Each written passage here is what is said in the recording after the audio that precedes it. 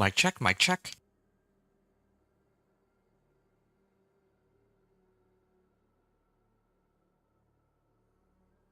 Test, test.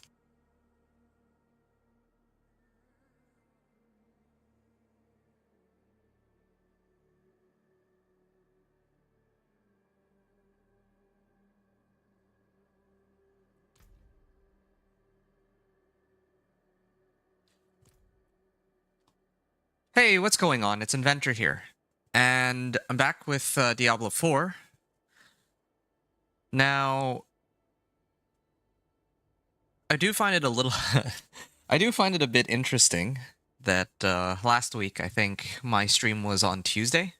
And then I said that my stream was going to be on Wednesday. And, well, it's Wednesday, but it's next Wednesday instead. And part of the reason for this is I've been pretty busy the past week.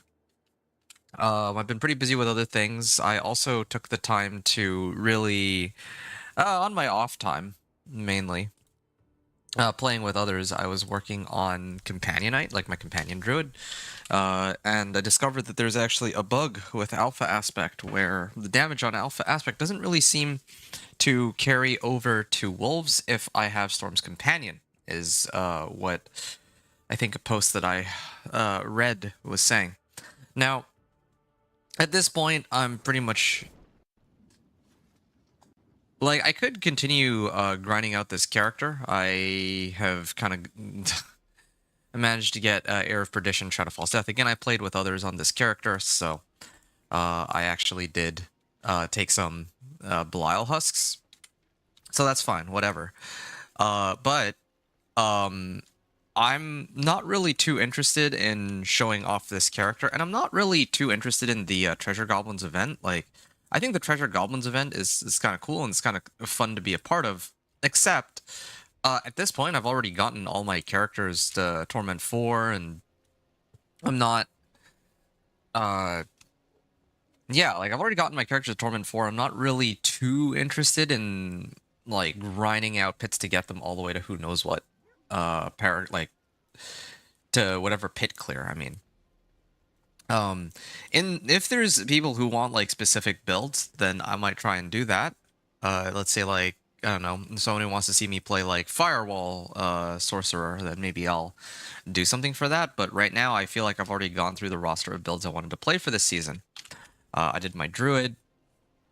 I did my Curses Necro. I did the Razorwing Spiritborn, and so on. But quite notably, the last two that I did, the Razorwing Spiritborn and the Curses Necro, didn't really perform that well in terms of how much traction they were getting. So that's kind of interesting. Anyway, I'm getting sidetracked, though. The reason I'm on this character at all to begin with is because I wanted to finally take a moment to claim the rewards that... Well, yeah, I wanted to claim these rewards. They're long overdue. And... Have I not finished these? I actually have not. Oh, I need to complete Escalating Nightmares with Heraldric Strongroom Affix. Okay, well, I can do that next time, I guess. I'm already done the requirements for Destroyer. So really, I'm just waiting to finish this. Defeat Hellborn spawn by reaching max threat level. So I have a choice between either running another Escalating Nightmare or...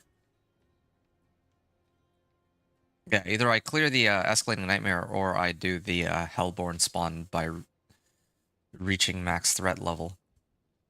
I should probably do it for the pet. I might actually, just to get two birds with one stone, I may actually just get my... I'm still working on my Ball Lightning Sorcerer today. So maybe I'll run my Ball Lightning Sorcerer through that. I just realized I'm like 41 million. That was from like all the rerolls I did to try to get this up to like rank 8. And then this to rank 12 with the right rolls. So that's that. These are account bans, so I have no use for these really. Yeah, okay. I'm gonna salvage all these. Okay, so that's basically it for my... Oh, and one other thing to note. This build that I have on my Druid is not really my build anymore. because I was trying to run with other people and I just wanted to try out the, uh, dare I say, the meta sort of druid build. I had the, I mean, who cares about this, honestly? I'm gonna switch over to my ball lightning sorcerer. That's what I'm here for today. I'm not here to do a tour of my companion druid. Usually I would, but I mean, I already pushed as far as like my human my human form companion druid can push up to pit like 80. I could probably get it up to like, let's say like 85 or something, maybe 90 with the right equipment. Off the top of my head, like, because I was able to clear 80 while not having all my glyphs maxed, while not having like perfect aspects, whatever. But I think that clear might also have been without my mythics. I don't remember. So now that I like picked up Shroud of False Death, I think I could probably push it all the way up to 90 if I get everything in order there. But yeah, that's something that I plan to do off stream though. That's not really. I'm not trying to stream my companion druid stuff anymore. Like, I already did my build guide for it, even before the season began, really. Which leads me to the thing I wanted to do today, which is to play the Blizzard Sorcerer. Let me just double check that this is indeed my... Why do I have all lightning skills? What,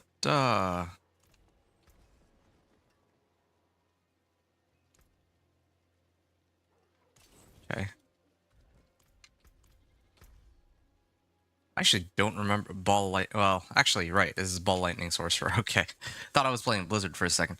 Anyway, Tenuous Destruction, Azarath, Oaken's Catalyst. Okay, I'm just trying to reacquaint myself with where I was the last time I played this character and what I guess what I need to do.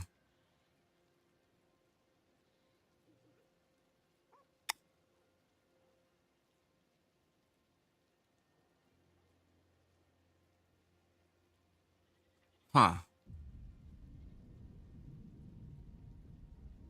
Here, let me do a run. I actually can't remember, like, what am I even missing on this guy? Tau Loop? Is it Tau Loop that I'm missing? The problem with Tau Loop is I actually need to have... Hey, sup, O-Dog? Hope you're doing all right here. I'm just trying to finish off my Ball Lightning Sorcerer today. Yeah. Okay, I'm gonna do pit 50, I guess. I remember also I don't have... Oh, yeah, okay, it's all starting to come back to me now. Okay, what I'm gonna do, actually, I'm actually gonna run... Let me try running this instead, for a change. To kind of get up my armor. Now recovering from a surgery? Oh, shoot. Okay. Wait, did I just overwrite my... I think I did. Oops. Yeah, there's like some event going on for March of the Goblins, I think. So, yeah, I could also farm goblins if I need later on down the line. Yeah. Pit 50, I believe. Yeah, let me try a pit 50. Let me see how long that takes. I think that I'm at the point where my pits are like pretty close to 55. That's where I left off last time, and I was just trying to grind out to 55. My survivability is kind of low, though. That's part of the problem. Oh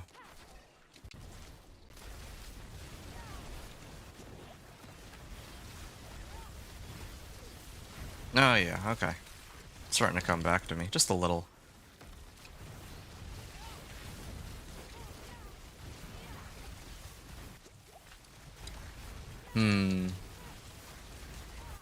There's got to be something a little better than this. I need to get into the goblin thing myself. Yeah, I think everybody's on that goblin grind right now. I'm not too interested in it, just because I don't know if there's really anything I need from it. Like, yeah, I could probably go pick up like a couple... Like, I already have the mythics that I need. I have Air of Perdition and Shadowfall's Death now. I guess the one thing I would be missing though is Ring of Starless Skies. I still don't have that, I admit.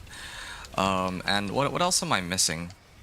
I also wanted like an amulet that has like willpower and like Call of the Wild and Envenom for my druid, but I don't know if I'd really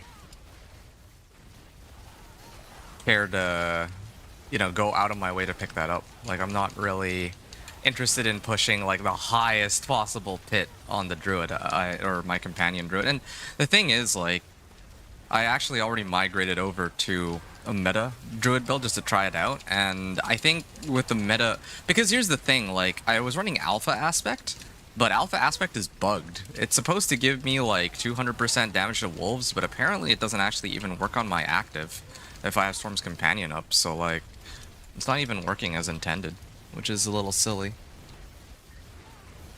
You're at 50 with Blizzard Sorcerer, but my glyphs, hold on a second. I'm gonna activate my ult here too while I'm at it.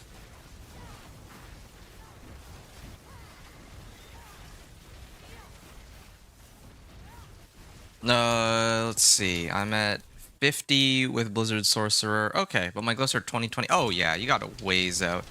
Chasing a spark, so I made an extra sword. Okay. Do you need help with that extra sorcerer at all, or are you gonna go at it solo? I can help you if you'd like. If you want me to help you like level your glyphs, or you need me to boost you up to 60, something along those lines, then I'd be happy to help. Or maybe even running like Infernal Hordes or something to get you through the reputation track. I don't know. There's also the Goblins event too. That thing now you can get like Resplendent Sparks, but I think that one's like account-wide, if I'm not mistaken. I actually don't know. I think I might already be able to take on Pit 55, like with this level of strength, maybe. I think I would have liked to see like a little bit more strength on this. I wanted this character to be just a bit stronger, I believe is the... oh, okay. I tanked that one on purpose, I saw it, but I was curious to see if I would die.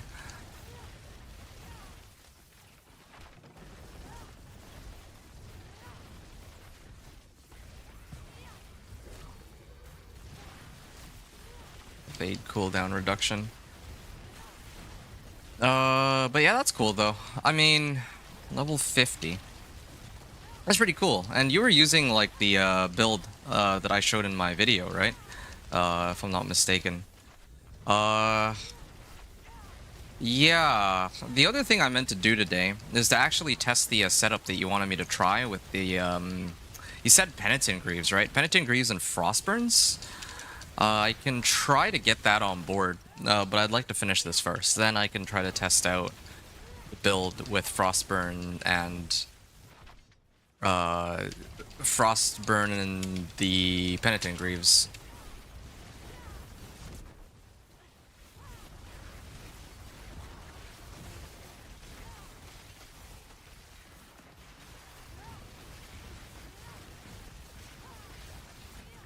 Okay, there you go. May have to get help with my main sorcerer glyphs. Okay, sure. Give me a second. Let me do this fight first. Wait, why am I overpowering them? What? They fix... Wait. What? I'm getting overpowers? From what?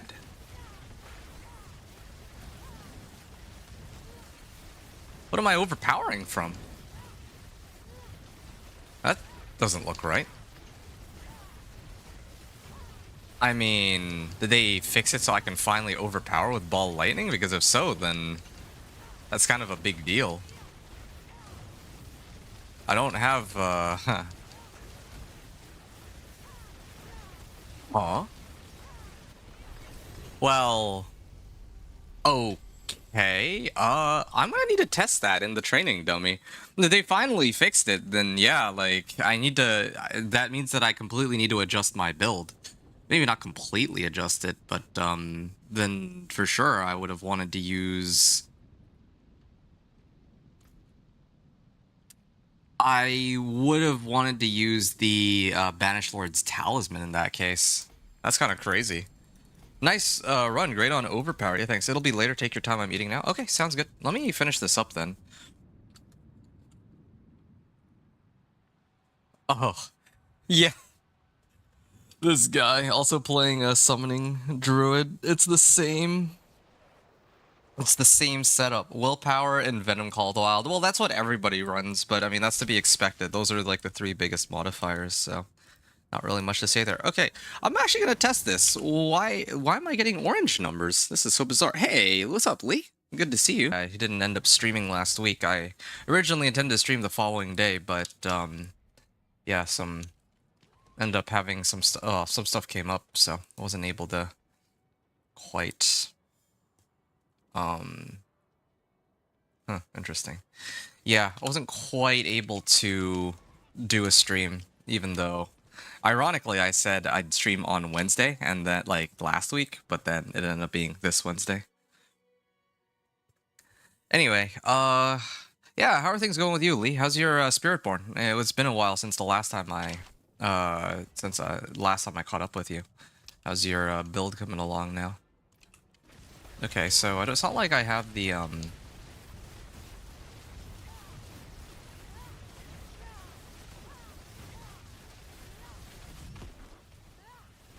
Was it because I had my ult active?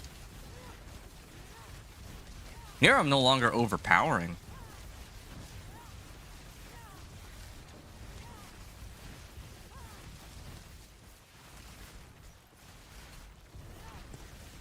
Yeah, like there isn't a single overpower. You know, let me check something real quick. Vanished.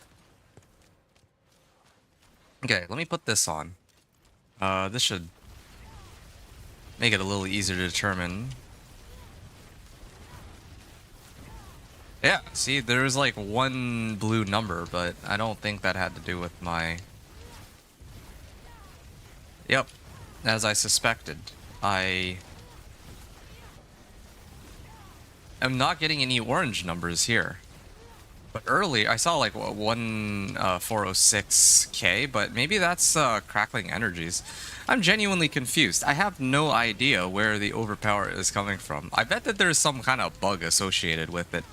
See, to be honest, that's one of the reasons why I've kind of tapered off the game recently. Like I've been enjoying myself in the season, like in the game for a while, but to be honest, like some of these bugs are like actually really do take me out of it, because these are a lot of these are not trivial bugs. Like some of these are actually can like make or break a build, which is a little frustrating for me. Attack speed after for 5 seconds after casting a defensive skill. Yeah, well, I mean, I should actually be spamming then my hold on. Damage increase after casting a defensive skill. Attack speed for 5 seconds after casting a defensive skill. Do they have that anywhere? This should give me... There you go. Hold on. Just gotta...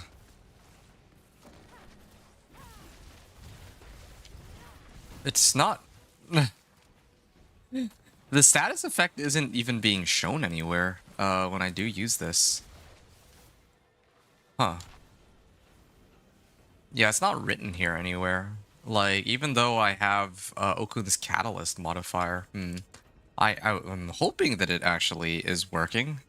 That'd be good. Sort of a big deal, right? But Chain Lightning, I think, is... No, not even. What am I missing here? Oh yeah, Charge Bolts. Yeah, I don't... I got no... Agree, the bugs and nerfs typically take me away too sometimes. Yeah, man. It feels bad because I... Oh, okay. Hey, so Lee says you're doing Barb Lunging Strike. Okay, let me know if you need any help with that. I have plenty of uniques, and I can kind of help grind out your glyphs. I'll be maybe doing O-Dogs in a bit.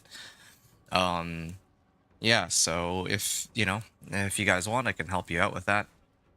I have a pretty strong build. Well, I'd probably run it with my Whirlwind Barb, though. I have a lot of fun, like, just spinning around with my whirlwind barb, but if you want something a little bit stronger, my companion druid absolutely like demolish it. Like the thing is, it is my companion druid, but it's not really my companion druid build, because I switched over to I switched out Petrify for Grizzly Rage, and I'm basically playing Grizzly Rage like because I think Grizzly Rage this season is like really strong. So I kind of migrated over to that, but. Going back to you have all the gear for it. Okay, great.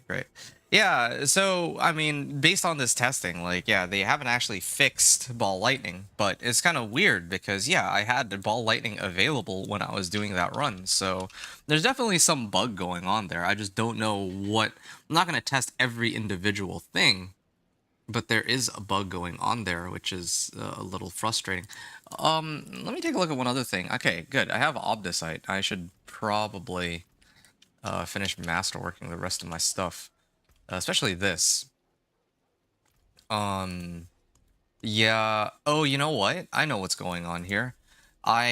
This was like my only available.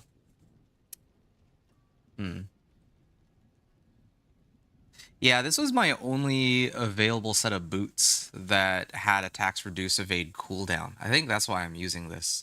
But in reality, I wanted like ranks of ball lightning or something. Or even Penitent Greaves. I could actually just use Penitent Greaves for free. I can't even really call it free damage, but like yeah, this would be an adjustment. Although I kind of need the attacks reduce evade cooldown so that I can keep spamming teleport and ball lightning. So it's a bit of an issue. It's a little silly the way this whole thing is kitted out. Glass Cannon Elemental Attunement. Okay. Let me, fix a couple of these. So, this thing, first of all. Why... Huh? Like, oh yeah, right, I gotta upgrade this. 1, 2, 3, 4. I don't know why I didn't do that already. 2 to Static Discharge, I'll reroll. I am running really low on gold. Oh, okay, come on now. Ah, good enough, I guess. Int, and then I think I had one other thing that was... No, that's it. Alright. There is this one. I could switch out Elemental Attunement. Like Glass Cannon or something if I really wanted to, but... I don't think that's entirely necessary. Okay, I got Int here. I got Azarath. I got Okun's. I think this is fine. Whatever. Resource generation. Resource cost reduction. Resource generation would be the best case scenario. I want to spend resource and refund it. But, it's not looking too hot for me right now. Alright, I'm gonna try one more. But yeah, as ODog, like, affirmed here, yeah, the bugs... I mean, the nerfs are one thing. I'm okay with nerfs, because a lot of the time when things are getting nerfed, except for Season 1, I think, but they haven't really done anything as crazy as Season 1 since the game's been out for a while. Yeah, Season 1, like, when they nerf things into the ground that isn't being used that much, that's understandable, but I can understand them nerfing, like, there are some things that actually were too strong. Like, let's say, like, Lightning Spear from last season. Like, that was a very egregious sort of setup, right? Like, there's no way they could keep that as is. But as for all the other ones... Actually, wait a second. Which skill, like... Just realized, where... Oh, okay. I have the Astral Pillar, I see. Do I have DR removal on it? Okay. Nah, I have no survivability. I need to, Okay, let me port out of here. It's too bad. This is a good map, but I need to at least get like Rahir or something to really maximize my resistances, I guess. Let me just double check that real quick. Yeah, my resistances are pretty bad, so I'm gonna switch this. I'm gonna switch over to Rahir.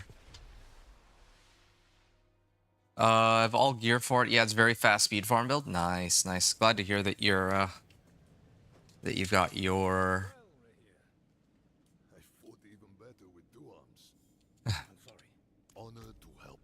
Yeah, I mean, I'm glad to hear that your build is going so well. I haven't talked to you in a while, so... yeah, last I checked, you were playing Spiritborn. How is that Spiritborn, by the way? Are you still running that at all? How's that going for you? And yeah, this is for armor.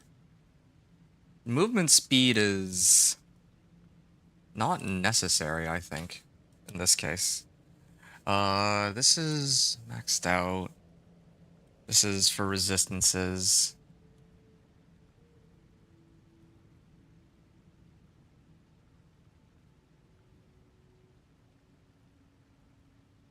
Non-physical damage. Yeah. There's a lot of points that I used on this setup. 210 Paragon points, man. 4%,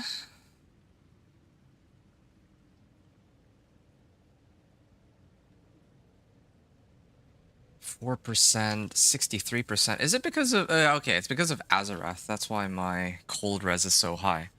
Then I just gotta figure out... Wait, my armor... This is Torment 4. Yo, my armor is good. I could probably go and take it now. Like, it was really an elemental resistances issue. My armor stat is good. I thought that's my armor stat in Torment 3, but no, this is Torment 4 and my armor stat is this high. And that's without Juggernaut aspect. That's good. That's really good. So going back to ODog, may have to get help with my main Sorc glyphs. I'm at the last 2 to 3 dungeon runs to get Spark with the extra Sorc. Okay, it's similar to my build. I use Greaves and Frostburn in a one-hand and offhand. Yeah, sure. You just let me know. I'd be happy to help get the remaining levels that you need after I finish this up. I just wanted to like tie up loose ends on this. Like the last... Well, I mean, I started this Ball Lightning Sorcerer because I wanted to... Well, I mean, this is my second build for Sorcerer. And I want to do like a build guide on it, and I was kind of curious to see what the... I guess what the reception on it would be. I guess that's really just the gist of it.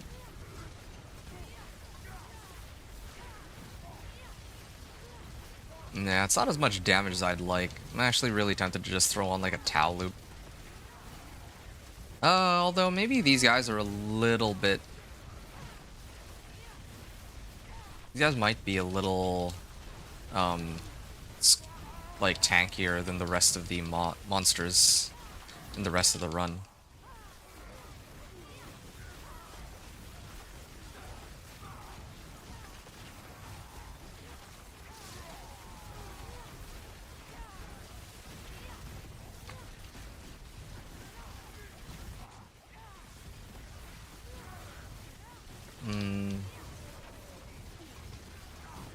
Hey, VRN, what's up, man? It's going pretty well.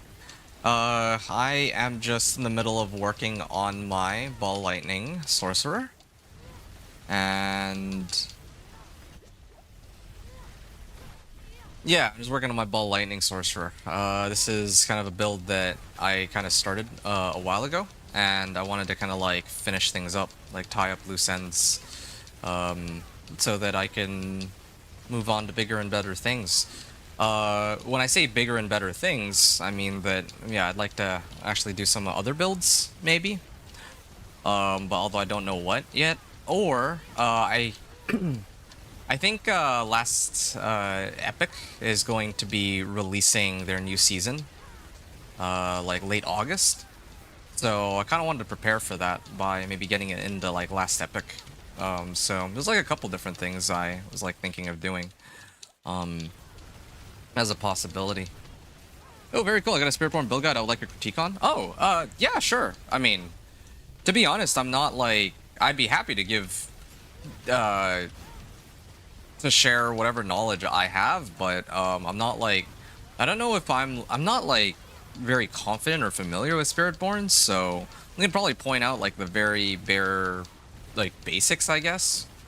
But I don't know if I would be too good at pointing out like, you know, I don't know if my understanding of the I don't know how much I'd be able to contribute, basically. Yeah. Yeah, there's got to be a much faster way to do this. I really do think that And people are gonna be running this build, and they gotta run it with like a GA Azarath at a minimum. It doesn't even have to be like an Ancestral Azarath. It doesn't have to be GA on the lucky hit extra cold damage. It just needs to be Ancestral, because the amount of damage that like I would get from that is a lot higher than what I have here. Awesome. Viren, I have Spirit-born Villain to buy it. Very, for sure. If anything, it might be a fun one to try to play. Ball Lightning was one I meant to experiment more. I was happy that you're hitting it up. I'm glad to hear that, yeah. Here's the thing, like, I did Blizzard, right? And there seems to be, like, Blizzard seems to be a pretty big hit. Like, there's it took a while to get traction. Like, I kind of going off of, like, viewership. I mean, not to be, like an obsessionist for views, but, finding out where... I think I've talked about this before. I don't want to, like, waste my... I only have I have a limited amount of time to make these sorts of videos, so I don't want to, like, make, like, a video for a build that no one will watch. And that's kind of the situation I have right now with the Affliction Curses Necro and the Razorwing Spiritborn, where I made them, but it doesn't seem like there's very much traffic for them, so I can only assume that there's not that many people actually interested in those, but there do seem to be a fair number of people who enjoy seeing the Ball Lightning Sorcerer and the Thorns Barbarian. Those are still big hits. Also, Companion Druid is, like, my biggest hit on the channel so far, so anyway, with that in mind, yeah, I'd like to finish off the Ball Lightning build and see how receptive people are to that. And also, you know, there's like a lot of people I know that do feel kind of, how should I say, spited, perhaps? Spited in the sense that in like Season 3, Ball Lightning was like really strong. And even in like, to be honest, even in Season 7, it was Season 7. Season 7, up to Season 7, it didn't feel that bad. And then they rolled out that disgusting change. That disgusting change to Ball Lightning, where now, like, these Ball Lightnings kind of like orbit around you, but they're not actually... It functions differently, and perhaps most importantly, it can't even overpower. That's like the big thing. Because if it could overpower, like, yeah, this would be such a good build to run with, like, with Banished Lord's Talisman. But I realized that it doesn't work that way. You can't run Ball Lightning with Banished Lord's Talisman and Okuns, because I guess Okuns now makes it so that it creates a static field around you. So the the core functionality of the skill is different. It's kind of weird how it works. I can't really explain it all that well, but basically in the past it was like, if I don't run Okuns, then Ball Lightning is just like, every Ball Lightning is its own instance of damage. But now they made it so that you do damage to all monsters around you for every Ball Lightning that orbits you. So that's not something that can really overpower, I guess. That's what I realized during my testing, because I really wanted to get this whole overpower thing to work. If I could get overpower to work on this build, suddenly it would be like way easier. Like clearing pit 90 would, or sorry, not pit 90, pit 55 would be a joke. Like, you throw on Okuns, you throw on Azarath, and you throw on Banished Lords. Doesn't even need to be Ancestral, and then it's GG. But I can't do that here. But having said that, they're probably going to check out the Necro. I do have one. Oh, nice. Yeah, that's good. Hope you enjoy it. I don't know, like, what Necro do you plan to run? I had some people asking about Minion Necro, so... but I don't know if I really want to do a video on Minion Necro, like a whole video dedicated to it, just because, like, again, like, there's already plenty of people who have made, like, these Minion Necro sort of videos, right? So I'm kind of like, I'd rather focus my efforts on other Necro-based builds, I guess.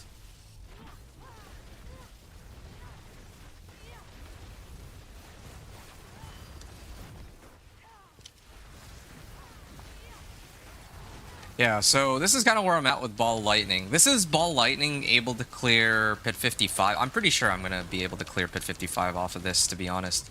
I guess it's because the last stream, I just ran out of time. I couldn't remember, like, where I left off from the last time I played, to be honest.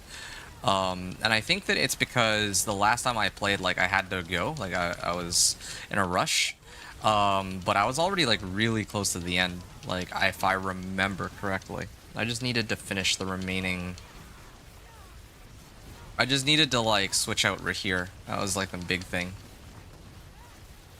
Switch out Rahir, or switch out Subo for Rahir so that I could get more armor, well, resistances in this case, I think was the main issue. But the other problem is my Paragon board is like so...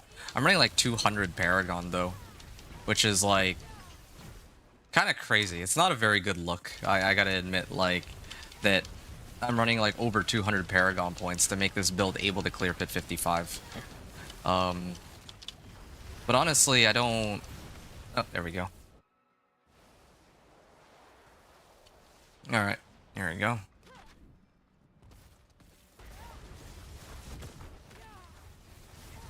Yeah, I mean, keep in mind too, the... Oh, there you go, 35 million. I see these overpowers. Yeah, I see overpower crit in there. Is it because of my ults? Is that why? Oh, shoot, it's Elias. There's gotta be a button to like allow me to like press and hold rather than having to like keep spamming 3 over and over for ball lightning. At least it's not left click, but still. Left click would have been far worse.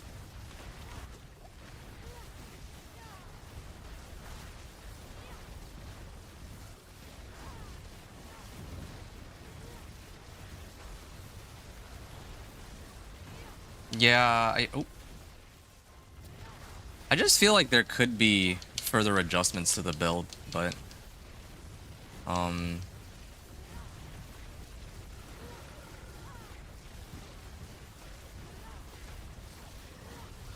yeah, it's a bit of a tall order right now. I don't know what I'd sub out to get more damage and all that. I also gotta check my boss powers. I mean, I know I'm running Fortify Heal. Fortify Heal is the reason I'm still actually alive, to be honest. If not for that, like, I'd have survivability issues for, like, guaranteed. Yeah. I definitely would have survivability issues, no question about it. If not for my boss powers right now, but... Oh, wow.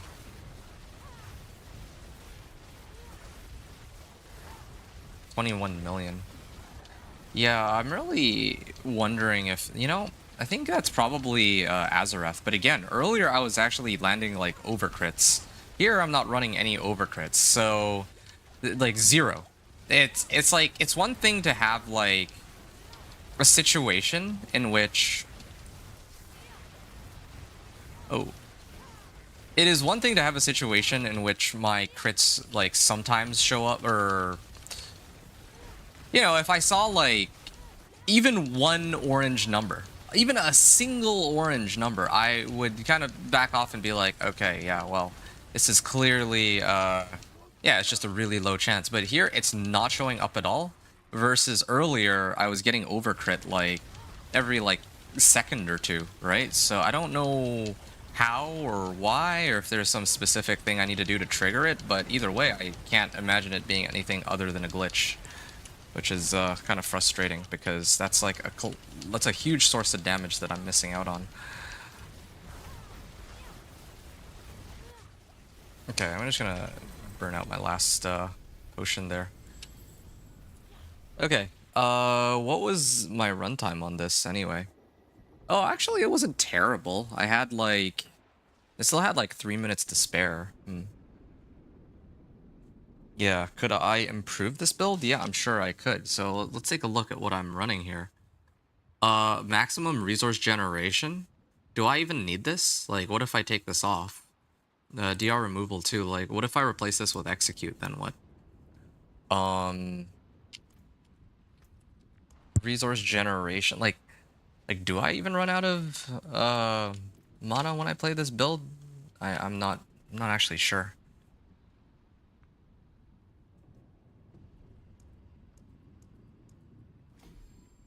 And the other thing I'm a little curious about too is I'm running Azarath. I'm running an Azarath right now. Like, But if I were to replace my Azarath with an Ancestral Azarath, I have this lingering suspicion that suddenly my build will be stronger.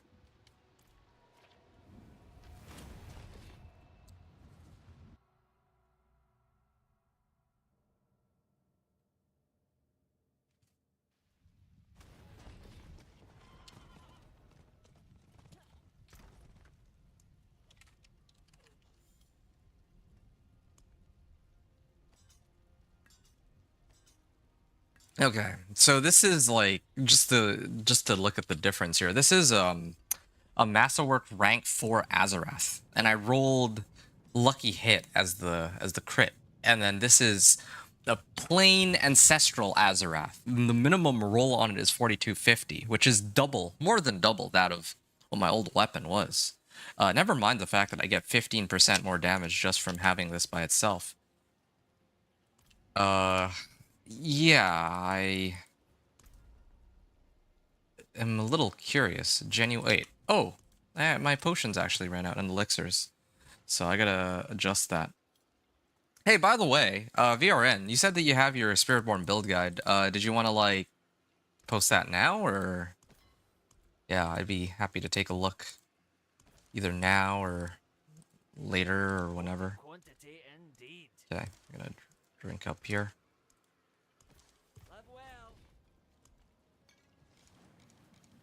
Ah, I keep doing that. Should be like this. Song of the Mountain. Alright. I'm gonna get this going here. Alright, Pit 55. Same as before, but now I have my Azarath. Much stronger Azarath than my previous one. With no GA. Oh yeah, okay. I remember now. So that's why I'm running maximum resource generation.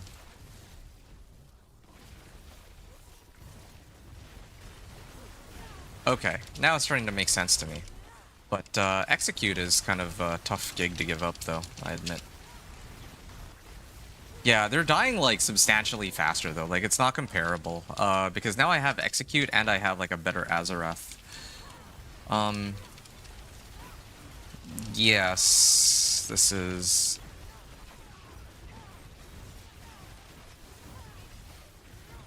Yeah, okay, I see. It's starting to make sense to me why I was running the maximum resource generation before in place of execute. And even here, like, I didn't execute them. Yeah, the monsters are dying, like, way faster now as compared to before. Let's see his Spiritborn build too. Yeah, same. I mean, I guess if I have the crackling energies, it's okay. I keep getting CC'd though, but...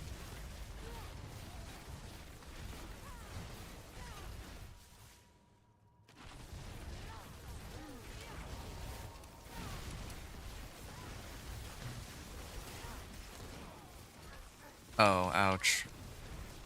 There's just so much, yeah, I'm getting hit by, like, a lot of CCs here. Why can't I spam it as often as I want to, though? There you go. It's Chilling Wind.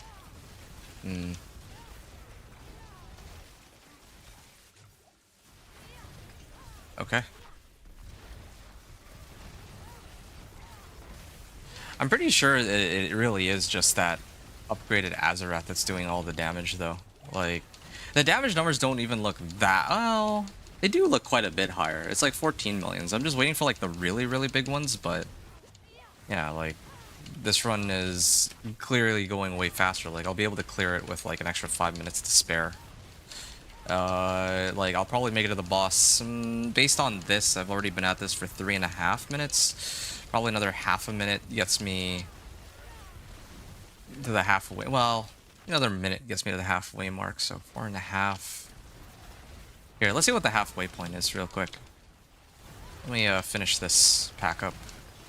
Oh, there you go. We got executes too. And I have like all the ball lightnings. I actually don't think I need maximum resource generation. Like the build feels better to play with the maximum resource generation, but I think it's fine with execute.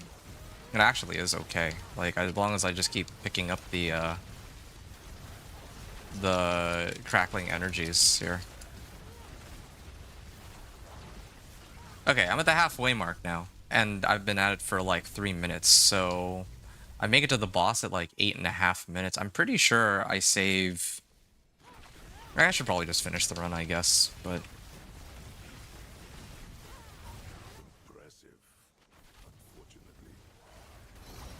yeah. Ooh.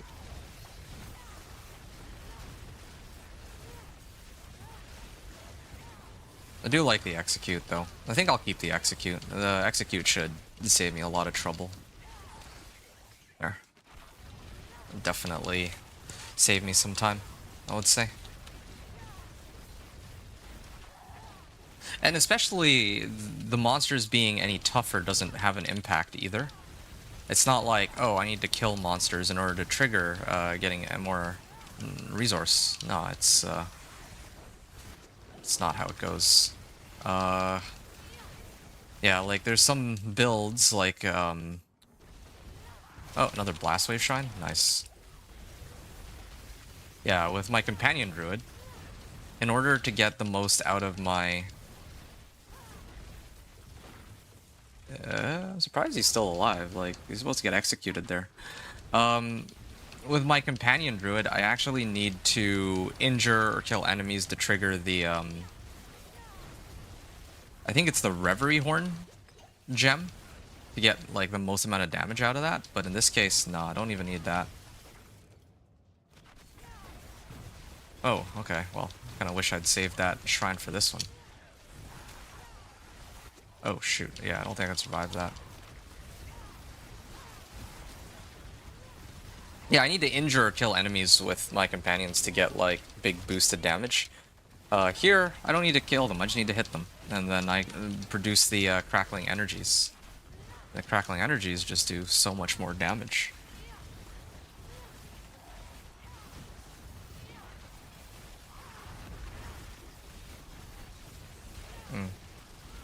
I would like to replace my ring with Tau Loop, though, I think. That is a 25% increase to damage. I do lose out on a bit of life, though, if I do that, as the problem. I lose out on quite a bit of int. Yeah, it's a bit of a problem. Tau Loop, physical damage, cooldown reduction.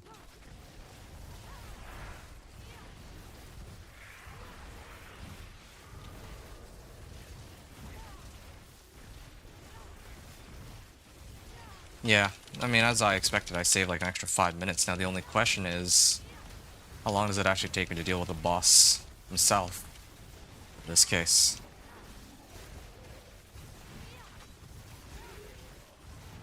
Gotta make sure that I actually spam teleport. Never really get a chance to maximize my damage.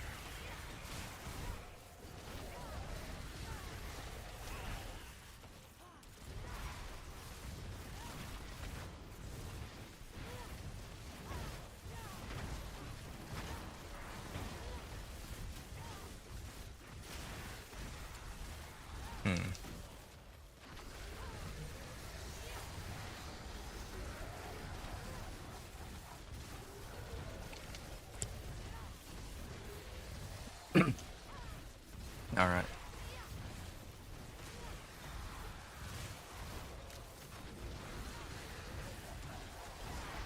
Yeah, this weapon, like, the adjustment to my herodic powers and my weapon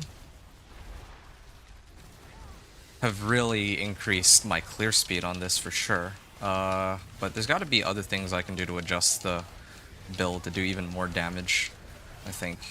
Things like, I'm tempted to replace my boots with Penitent Greaves. Either replace my boots with Penitent Greaves or, like, put in, like, ranks of Ball Lightning or something. I'm actually a little curious to see if I had more ranks into Ball Lightning, like, what the damage difference would be.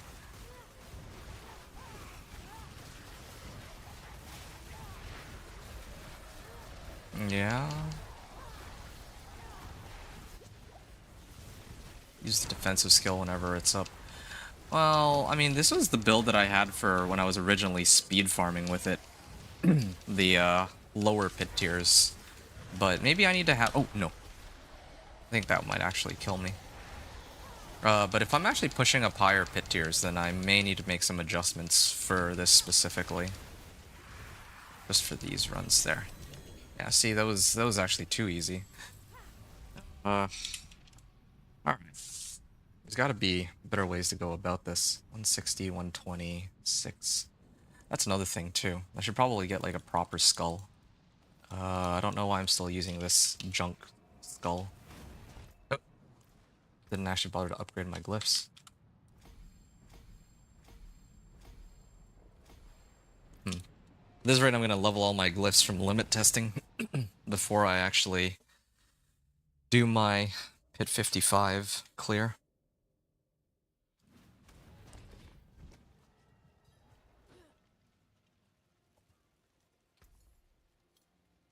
Return soon.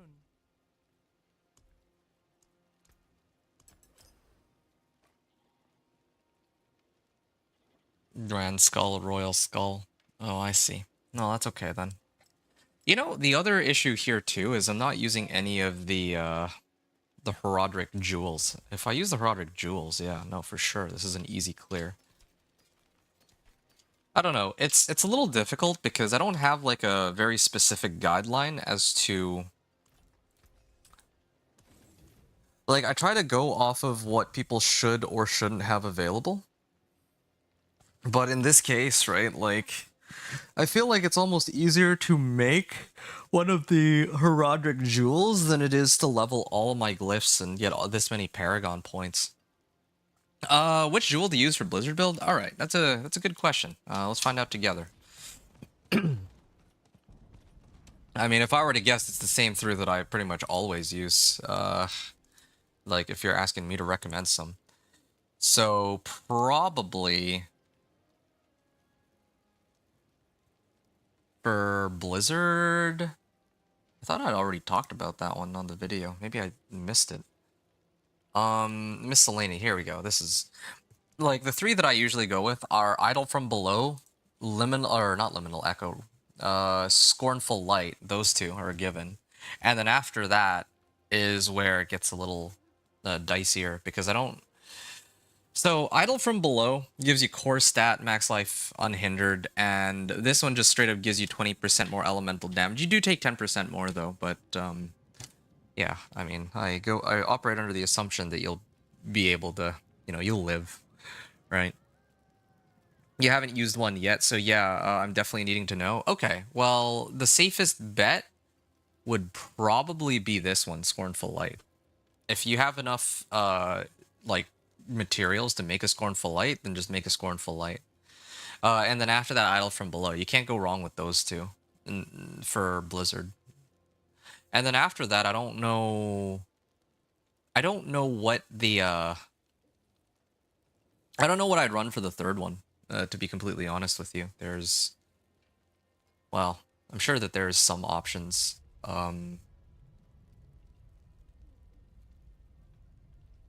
Catalytic skill gains 25% cooldown reduction. I don't... Let's see.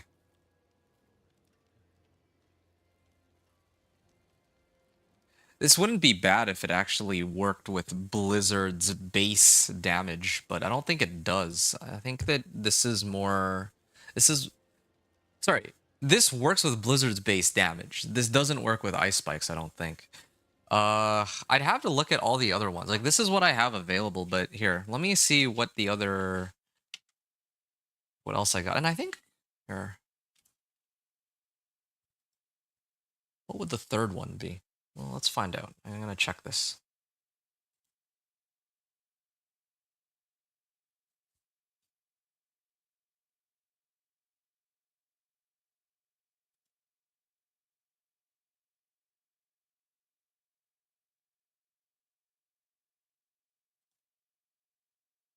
Okay, my computer is unusually slow for this, like right now. Trying to find my... I gotta write down, so... Oh, okay, yeah, sure.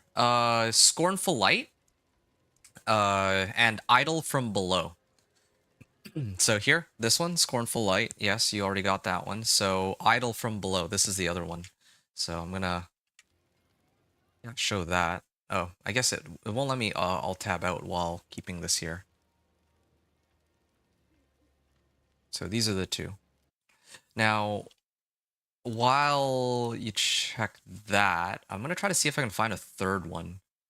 I had a Blizzard Sorcerer build somewhere, and here we go. So yeah, these two, yes. Oh, okay. The third one that I was running was actually Tyrant's Bane. But Tyrant's Bane is a little weird though, because again, like I've talked about, the base Blizzard damage is not very strong. I mean, I guess you could run Tyrant's Bane. Yeah. I mean, you can't really go wrong with that, I don't think. If it is an ultimate gain attack speed, cooldown reduction. That's like the catalytic skill specifically, though. Crit chance. More barrier.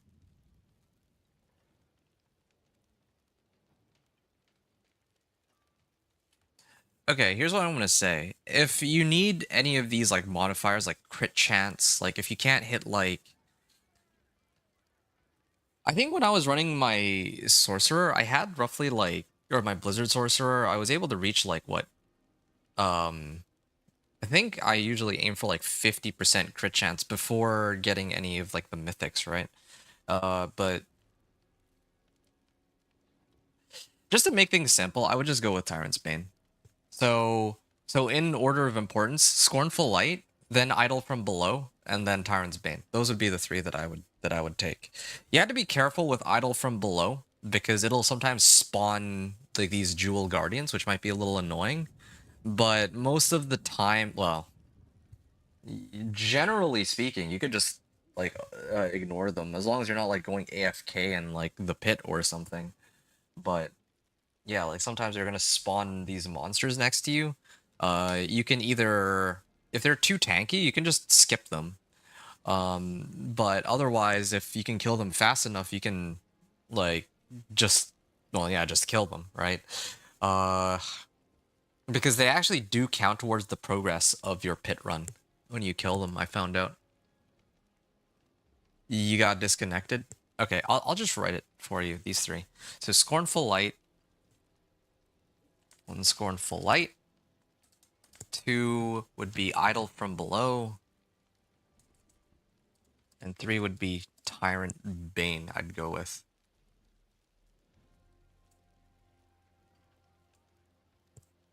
Well, I'll just say Tyrant Bane or Seal of Power. There you go. No worries. That's all good. I think it's just easier for me to write out all three so that I don't have to keep like mousing over each one. Yeah. That way I can keep going back to my run here. So, okay. I wanted to get back to figuring out the situation with my build and what I can adjust. So I was running Tenuous Destruction. By the way, did you have a build guide? Yeah, I do actually. Here, let me see if I can find it. Here we go. Here's the build planner.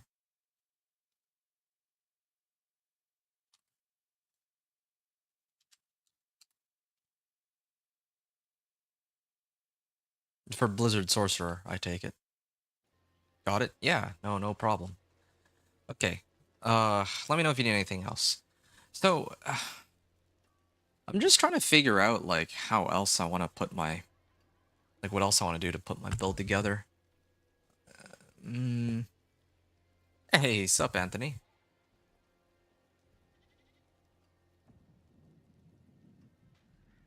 Got ranks to ball lightning. What if I...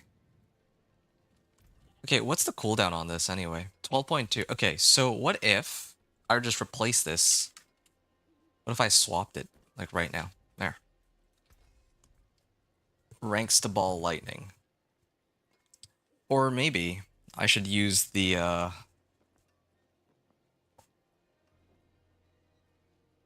Oh yeah, here we go. 3 to ball lightning. Yeah, this would make the most sense. I think this is like reasonably achievable by most people. Which actually begs the question, how much damage am I gaining or losing from this anyway? Um, so 6654. 6654, 54%.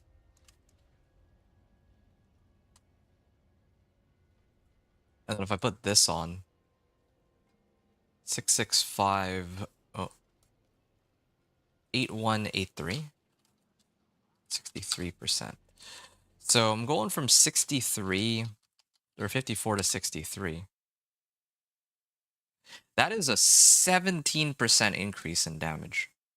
Just 3 ranks of ball lightning. Um,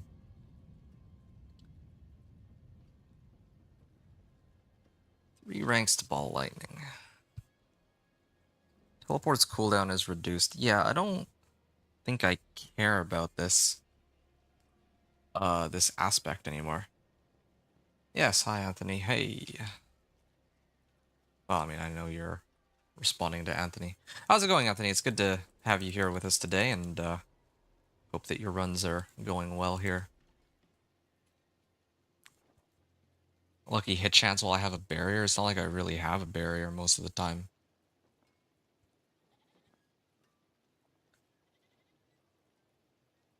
There is...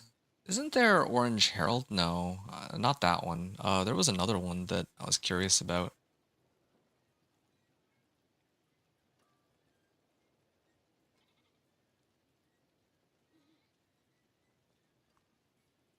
Distant enemies get pulled into me. Basic skills. No, I don't need those. I'm really trying to figure out, like, not how to, like, perfect the build. Like, I know I can already clear pit 55, but I want it to be, like, a clear that is more, dare I say, like, definitive. Like, I want it to be... Oh, here we go. Casting a shock skill grants a burst of movement speed. Casting a frost skill grants a barrier. Hmm. More loyal friends you'll not find. While enlightened. Here, let me check something out real quick. What if I used enlightenment? 8 if your previous cast... Okay, well, I'm always spamming lightning, so that doesn't really work out for me very well. You become charged and take less damage. Have a 25% chance to cause lightning damage to arc as lightning damage to up to 3 surrounding enemies. Maybe this is what's been what was overpowering earlier. I don't know.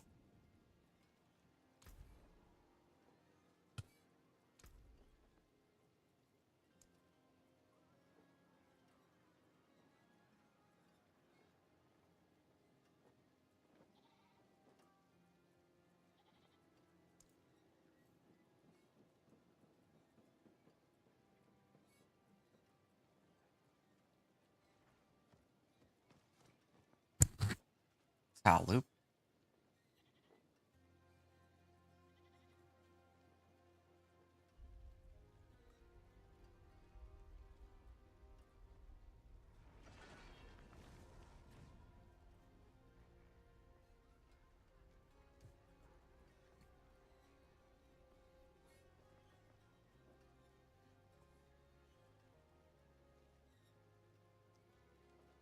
What's my attack speed right now?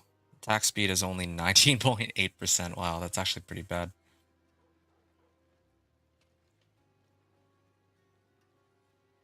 Due to core skills, yeah. I got like... Oh, I don't actually have... I rolled crackling energy damage. Huh. I think maybe part of the issue here is I loaded up on shock crit chance, but I didn't really load up on attack speed, right? Bright aura. I wonder if the build would work a lot better if I actually had attack speed. No, no, no, no, wait. Shock crit chance is the only available option. There's no attack speed. Never mind me. Hmm.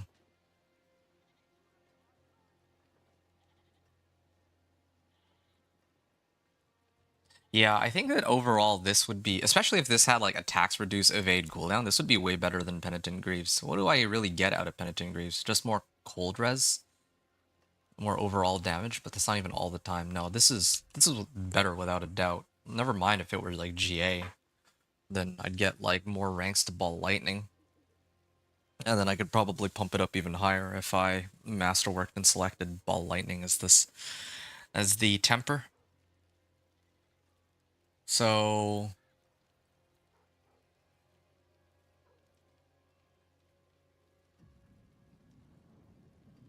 what other defensive aspects do I have? Conjuration skill, disobedience, basic skills. Really, trying to taking direct damage to gain a barrier.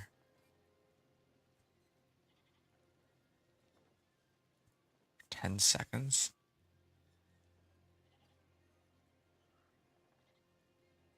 Well, this doesn't really help me. Well, defreeze is active. Less. Oh, here. Yeah, less damage from crowd controlled or vulnerable. I could actually run ever living. Yeah, that could be a really good one. Blizzard, ice armor. Oh, this thing could heal me back. This bonus while below 50% life. This is a good one. I could run Undying. I actually would get a lot of... Like, I have two choices. I either run Undying, or I run Ever Living.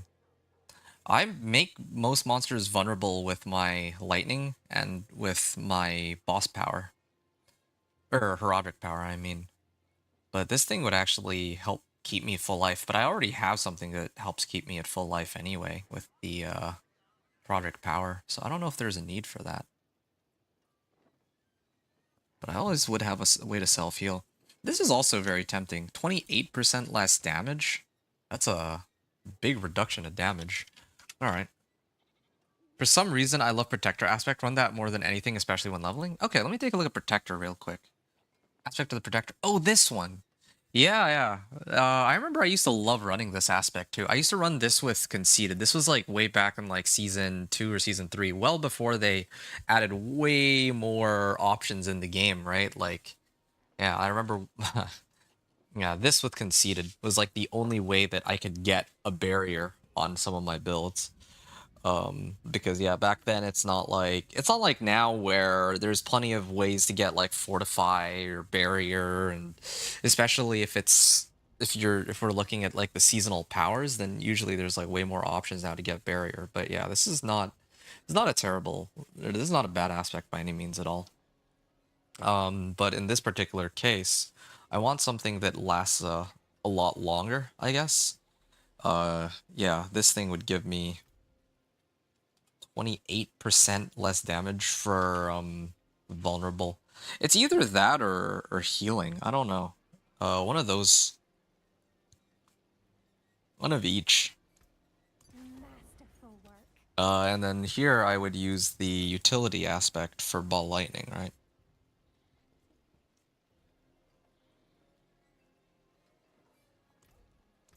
Impeccable. Okay, there. Damage scales with ball lightning. It's better this than disobedience when leveling. That's fair, yeah. Disobedience, well, yeah. Yeah, while leveling, you don't really need disobedience, I think. Well, wait. When you say when leveling, you're talking about like 1 to 60, or you're talking like torment, like early torments? I don't get one shot like I do with disobedience. I see. That actually does make a lot of sense because disobedience only really protects against like physical, well, it adds armor, which only protects against physical damage, but what about, well, if it's not physical damage? 1 to torment 2? Okay, interesting. Yeah, I could see how that might bail you out. I think it depends. I didn't know that. Didn't know. Didn't know what. Because the thing is, like, typically speaking, as long as I have life on all of my gear, along with maxed out armor, so like 1,000 armor, and then all resistances at 70, like capped, right? Like 75%. No matter what torment tier it is, I'm okay. It's only after I reach like pit 55 and I start pushing to like pit 60, pit 65, and so on that I actually really do need to start getting more life and more damage reduction. As a general rule of thumb, for me personally, like that's how it was with my Dance of Knives rogue. As soon as I get like max resistances and maxed armor, all the way up into Torment 4, I'm good. I'm set. Like that's it. That's how it usually goes. Oh, you didn't know that? Oh. Oh yeah, no, like that's how armor stat works. Like okay, what does disobedience do? It gives you increased armor.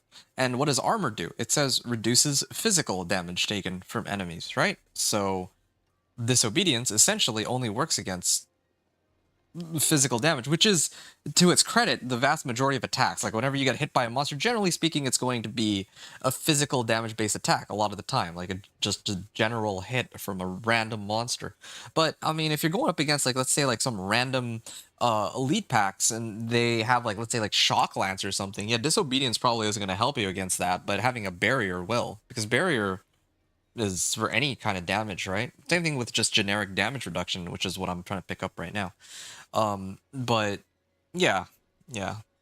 The other thing too is there's some like Spiritborn specifically. I would much prefer having disobedience because if I have unyielding hits aspect, like those two together, unyielding hits aspect with disobedience and maybe juggernauts too, just pushes their damage to the moon. Like it's not negotiable. Just how much damage you get out of Spiritborn. It's so dumb in a like a good way, actually. I think the fact that like while leveling, if Spearborn gets unyielding hits, Juggernauts, and Disobedience, suddenly they're hitting for, even if they're like level 30 or like level 40, they can hit for about as much damage as in like Torment 1 or 2, which is completely ridiculous, but that's just how it works. Anyway, barrier itself has full resistance. You said full resistance? Okay, hold on. Elaborate more on this. What do you mean full resistance? I didn't know about that. Which one was damage reduction for using a conjuration skill? You're talking about this one, aspect of concentration. Aspect of concentration is an interesting one too, because yeah, this is like generic damage reduction. It does help while leveling if you run like Hydra or something, but I don't want to run like Hydra on every single build that I have. Oh, it actually, I did not know that. I did not know that barrier also itself has 75% all resistances. And that's not, like, that's independent from your own resistances. Am I understanding that right, Anthony? Because it's so, then yeah, that's, I guess I'm learning something new today. A good one as well. Yeah, yeah, yeah. Concentration is amazing too. There's like there's a lot of pretty interesting defensive sort of aspects. But to be completely honest, I'm not really all that interested in these defensive aspects while leveling. Well, actually, no, that's a lie. From level 1 to 60, defensive aspects generally tend to be, like, optional. Unless it's, like, maybe hardcore, or unless your gear is, like, just ridiculously out of date. But, if you're talking about, like, Torment 1 to 2, then yeah, like, it definitely does help to have some of these defensive aspects. That is correct? Okay, well, that is, good information. I'll keep that in mind for later. Alright, I like to do another run. Gain vulnerable damage. Yeah,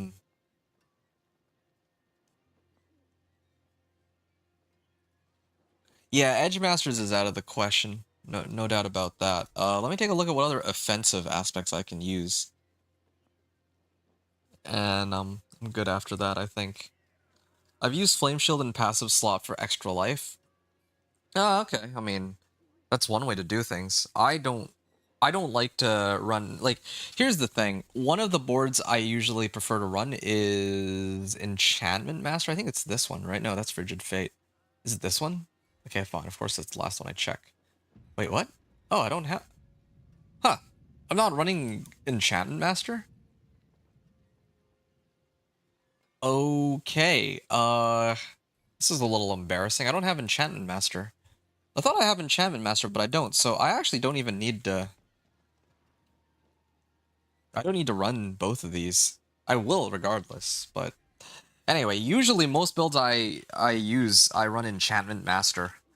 So with Enchantment Master, I like to have both of my enchantments of the same element, and like the same element as what my main skill is. I ran it on Blizzard. Yeah, I know I ran it on Blizzard, but I actually thought I ran it on this character too, but apparently not.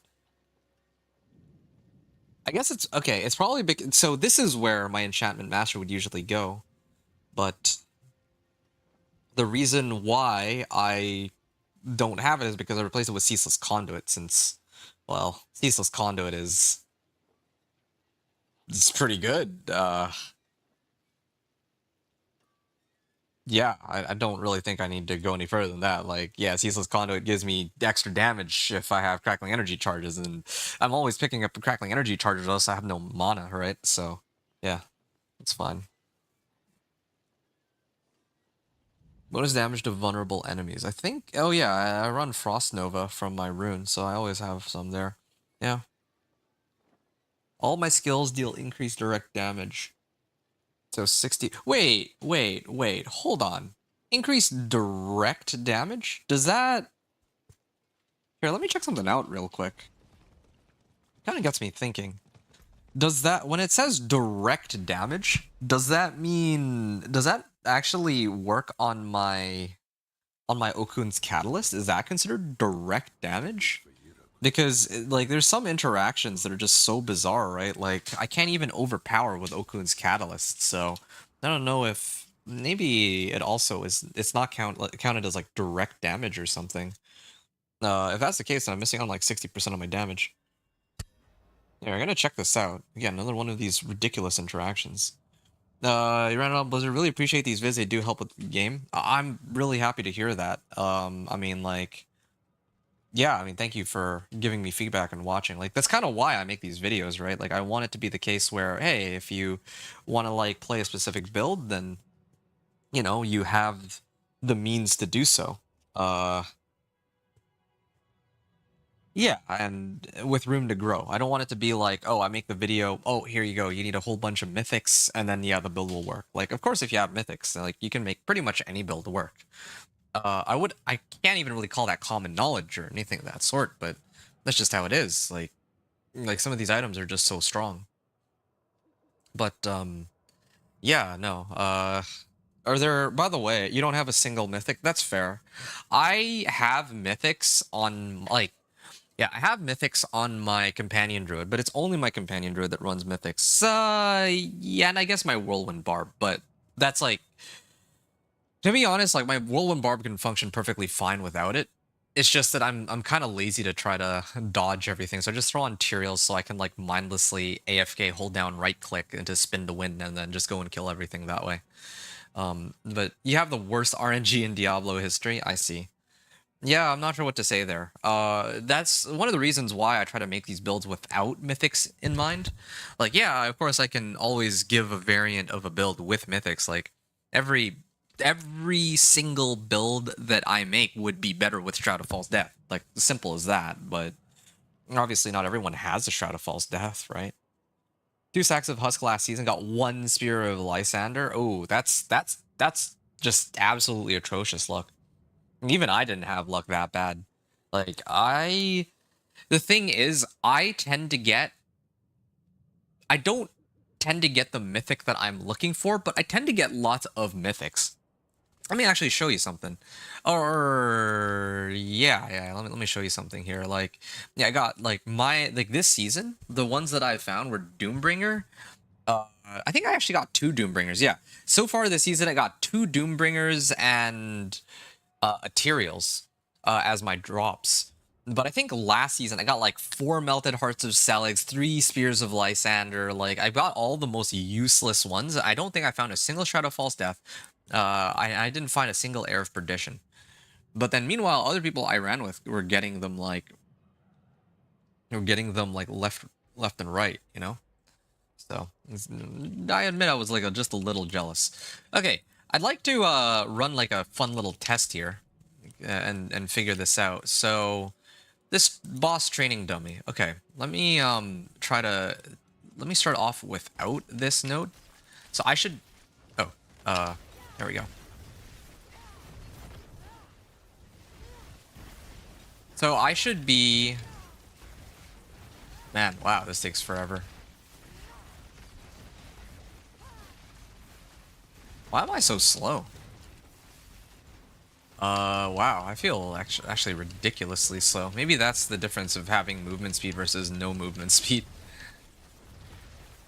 Okay, well, that's quite something. Okay, so now what if suddenly I put this on? Will I be magically doing way more damage? Here.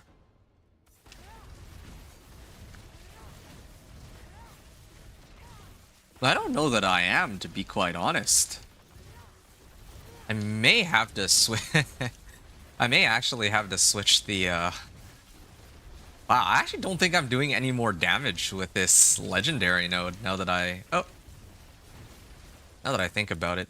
All right, I will actually do a formal test then. I'm gonna do a formal test. Let me actually time it and everything. It's a little frustrating, but this. I guess this is what we need to do.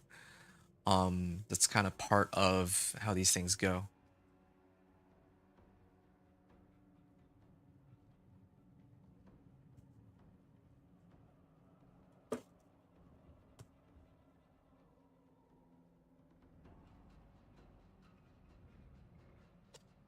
Okay, timer. Uh...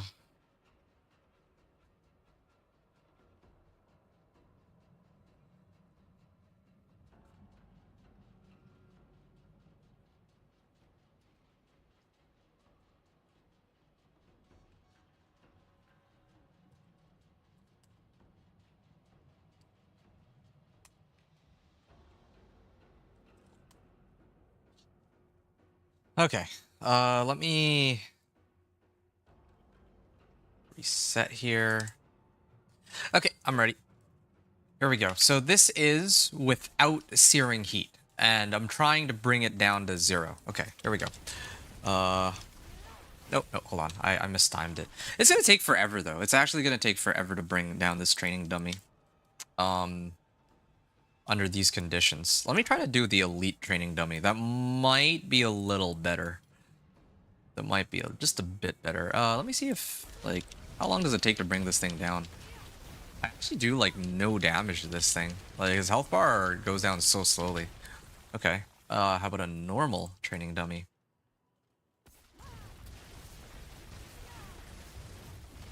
Okay, yeah, this seems a bit more reasonable. Fine, I'll test on, like, a normal training dummy in this case. Okay, there. So, gonna go in. I'm just gonna walk in, and I'm just gonna spam ball lightning over and over, because I'm only testing this. So if this thing actually has an effect, then my damage will go up as soon as I put on this one, or make this one adjustment, right? Okay, all my modifiers are off now, so I'm gonna get going here. Okay, and start. So let's check this out.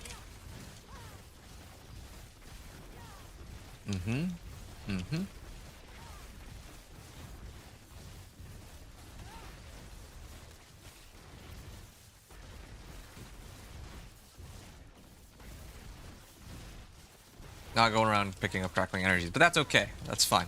I'm gonna do the same thing with the other setup, and oh, there, done. 29.5 seconds. All right, now if I back off and then I put this on, then what happens?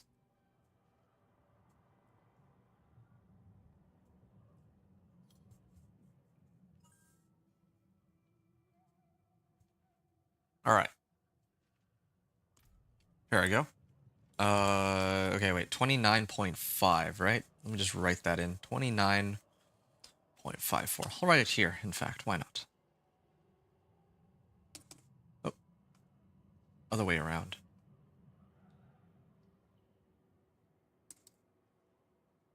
Good. All right, I'm ready. So I walk on in. Okay.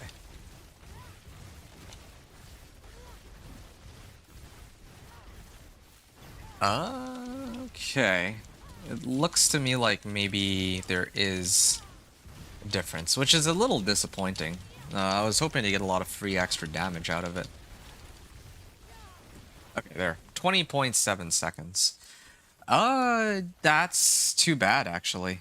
I was really hoping that maybe there is an adjustment that suddenly will give me like a lot more damage out of the blue, but it doesn't look like that's the case in the for this particular setup.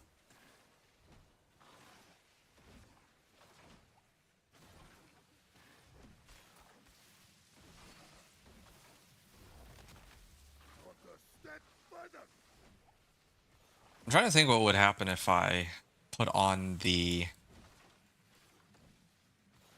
enchantment master board. Would I get any kind of value of that, like out of that? I don't think so.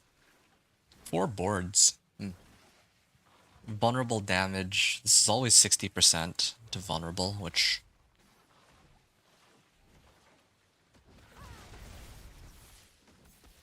Where am I getting vulnerable from? Like, why... Like, how am I applying vulnerable to most of these monsters? Like, I know that if I trigger Frost Nova, there, then it's vulnerable, but... Is it just... I'm, like, really going to bare basics on this one.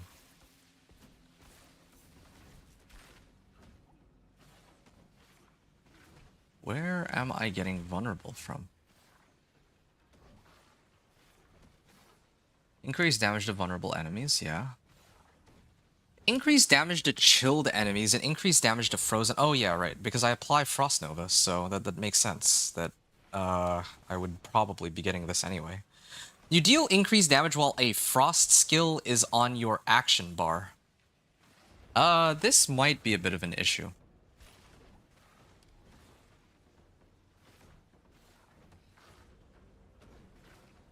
Increased damage while a Frost skill is on there?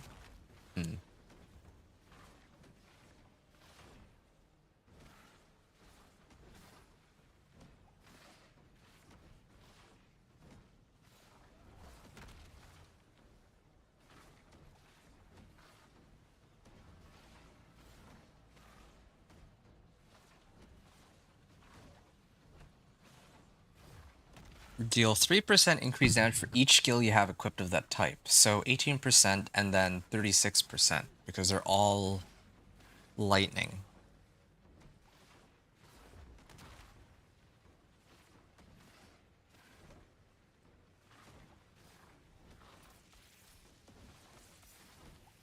Frost Nova makes enemies vulnerable.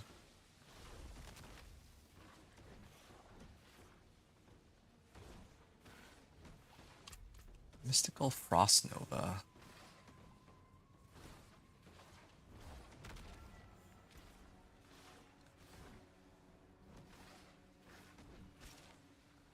Is it? Maybe this one. Yeah, maybe the issue here is... Wait, increased non-physical damage? That could be good.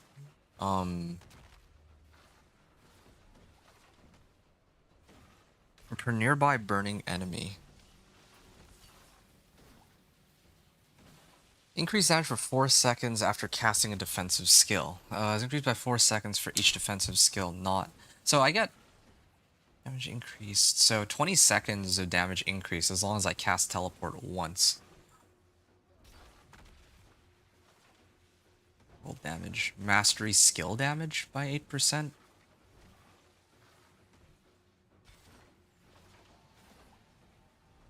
Fire, cold, and lightning damage.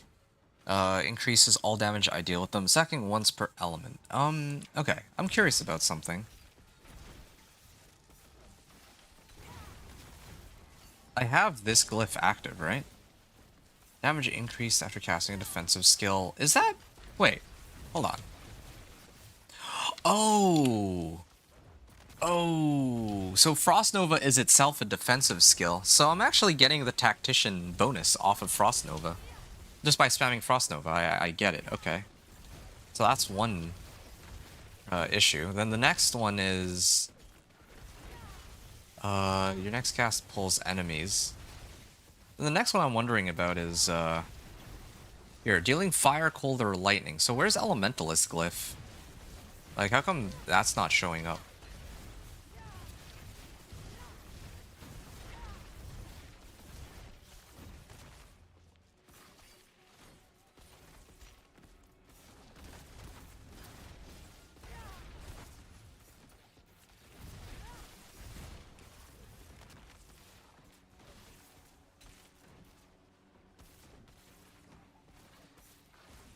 This is so strange. I don't know where the damage is coming from. Like,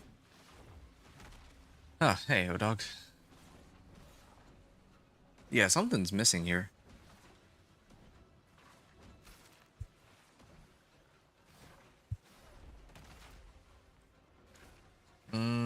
Frost Nova.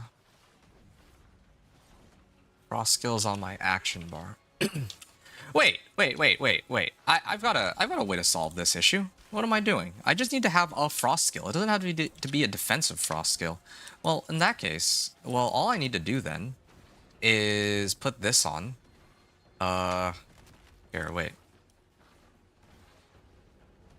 Respec this into ice or into like frostbolt. There.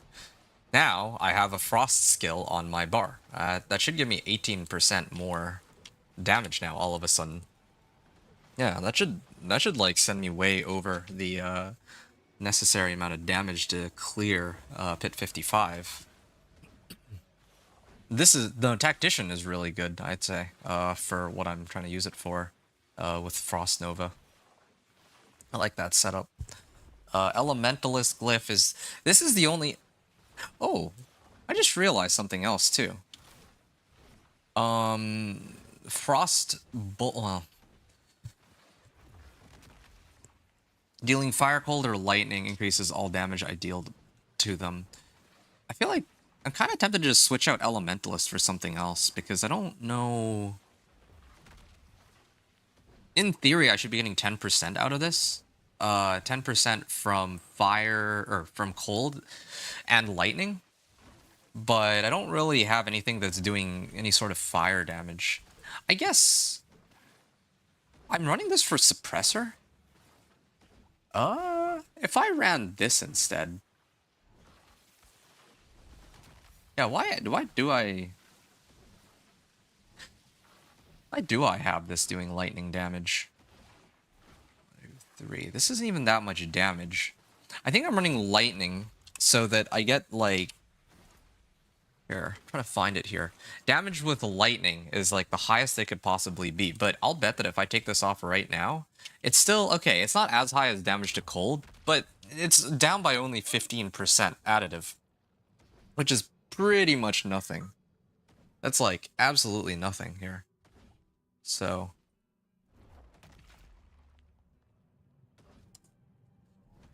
so what I'm gonna do, like, I have two options. Either I run Smoldering Flame. Here, give me a second, sorry. I'll have to be right back real quick.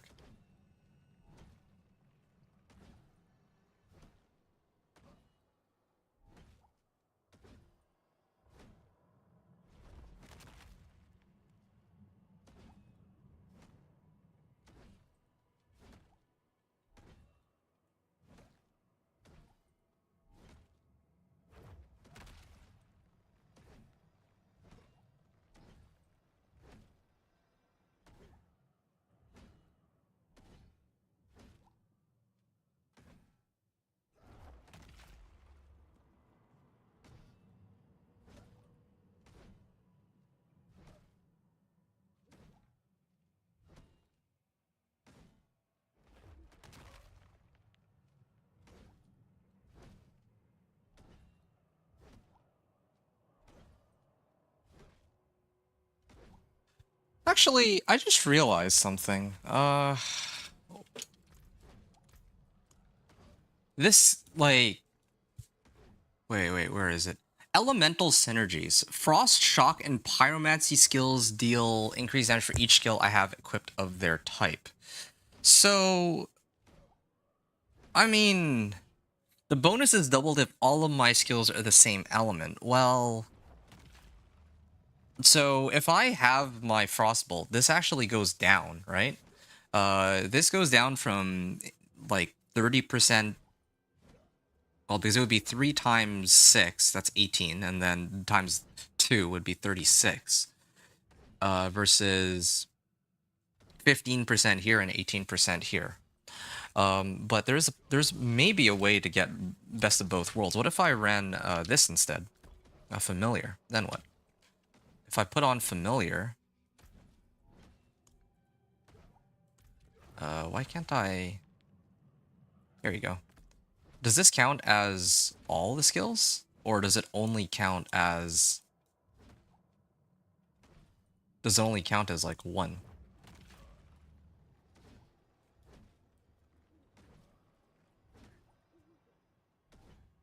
Because it'd be nice to have this be, like, to count as everything. This is tagged as a pyromancy skill. Okay, well, now if I do this... It's a shock skill. Of... Deal increased damage for each skill you have equipped. Of all your skills... While a frost skill is on the action bar. Is there really no way to get both? I guess there isn't.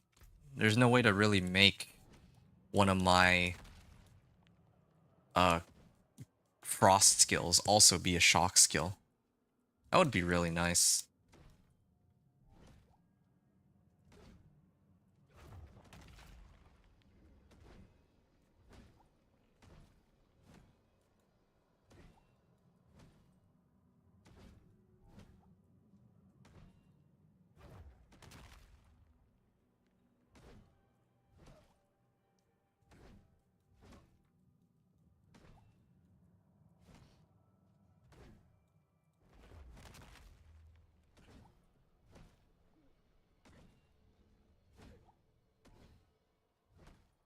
Skill I have equipped.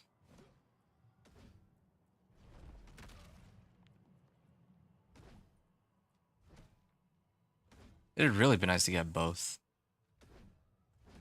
But, I don't think that's possible.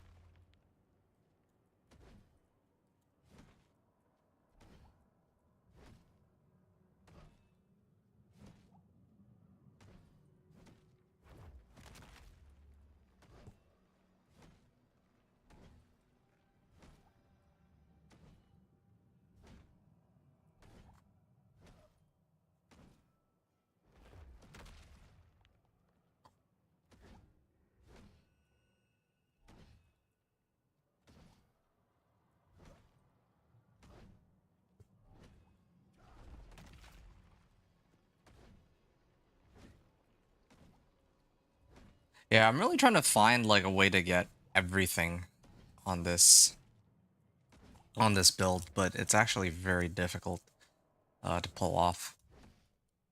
Defensive skills are another issue too. The fact that I'd like to be able to run like Tal Loop, but I need to use like fire-based skills too. I could, I guess, just keep... I could like pop Hydra every now and then. That would be one way to do it. But that's kind of clunky too. I don't want to have to cast anything other than Ball Lightning on this build, really.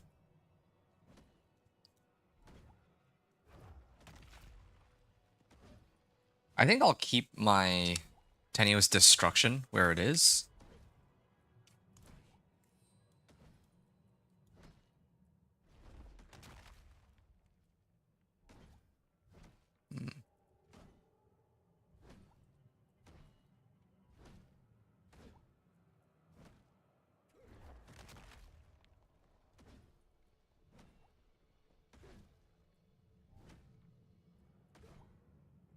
A Frost skill is on the action bar.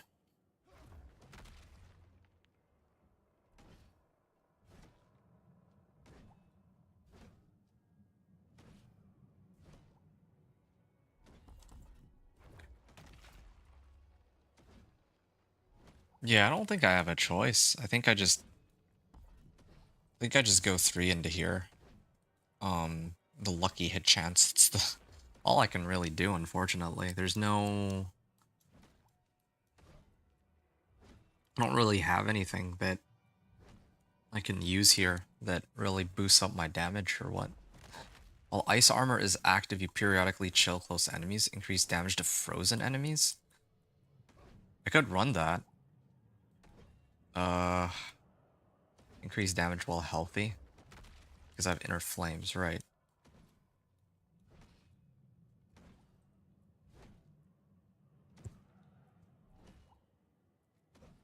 Actually, how about this one? You and your ice blades gain increased attack speed per active ice blades.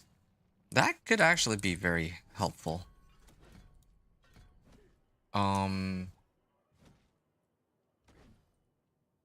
Wait, you and your ice blades. Yeah, yeah, me and my ice blades. Okay, well, if I run ice blades, and then I replace...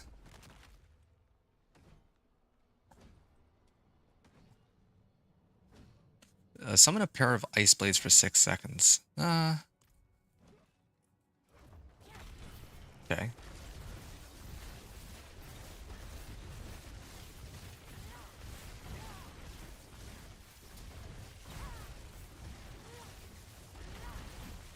I get more attack speed, but I feel like I'm being gated on mana anyway.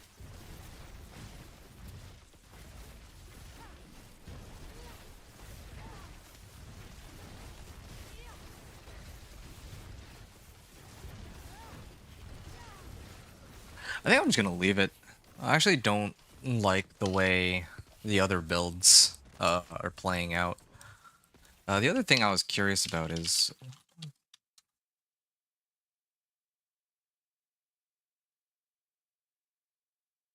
just 6%.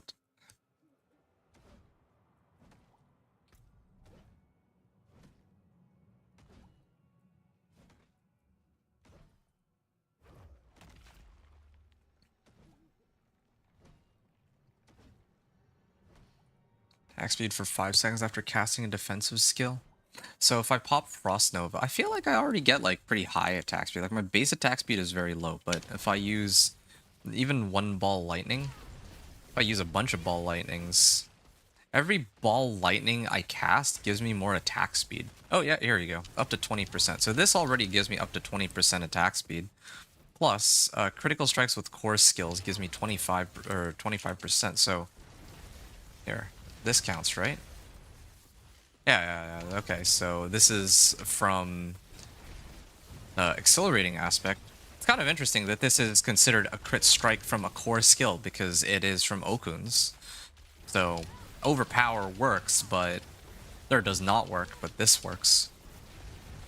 Maybe I gotta get rid of Inner Calm. I'm sure I could find a better alternative to Inner Calm. I'll catch up with you, friend. Catch up with me, like later, or you're talking about like you're like hopping on now. Applies increased by 20%. Vulnerable duration is increased by 4 seconds. I gain vulnerable damage. Yeah, that's fine. What else am I getting attack speed from? Okay, attack speed for 5 seconds after casting a defensive skill. Is it because I'm not really casting a defensive skill? That doesn't make much sense though. I use the defensive skill right there, but I guess it really does have to be like this, right? I want to make this build as simple as possible. Yeah. This is... I see. So... here where it says attack speed for 5 seconds after casting a defensive skill, I actually have to... I can't use it as an evade. I can't use evade to kind of cover me. Hold on. Increase after cast. This is so inconsistent. So damage increased after casting a defensive skill. So tactician.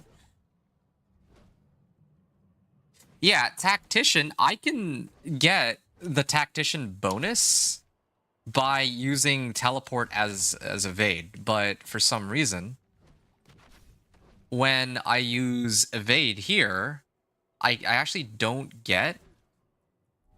I don't get attack speed for 5 seconds after casting a defensive skill from Okuns. I have to use the, Here,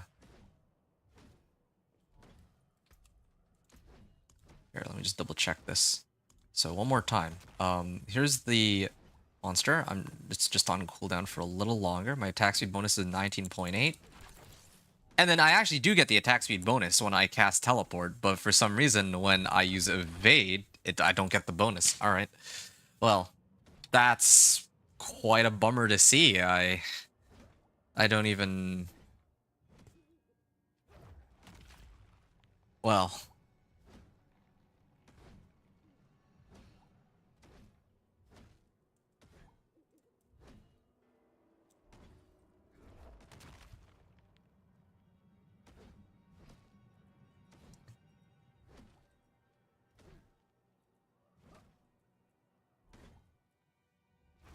too bad, really. That's a lot of attack speed I'm losing out on. Otherwise, I'd be able to max out on attack speed. But right now, I'm not really too concerned about attack speed. I think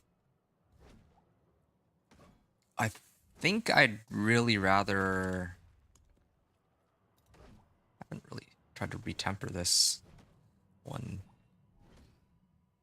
Total armor too. I didn't actually roll for total armor on this. I think those were the two that were missing.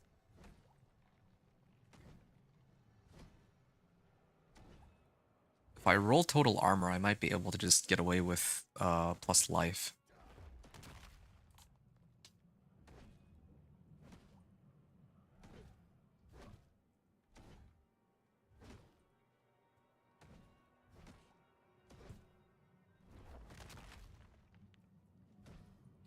Okay. Let's see what other ones I can get from the offensive aspects that can actually really help me out instead of inner calm.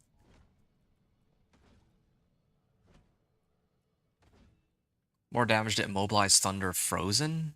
Well, I mean, bosses aren't always stunned. Aspect of elements. I remember testing this, and this was better than inner calm, I remember. I might actually do aspect of elements. I don't like aspect of elements because it's not always active, but it's fine. Whatever.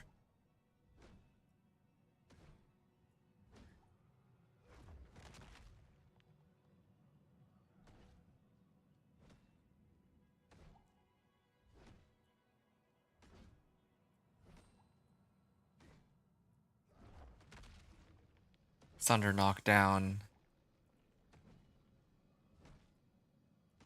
I guess destruction.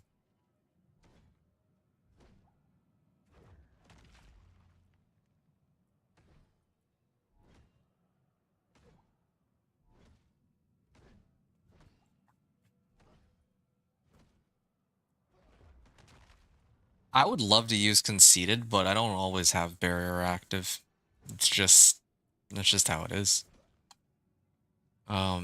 Core skills cast at or above 100 mana, but I don't always have that much. Splits into 3 beams. Shock skill, pyromancy skills.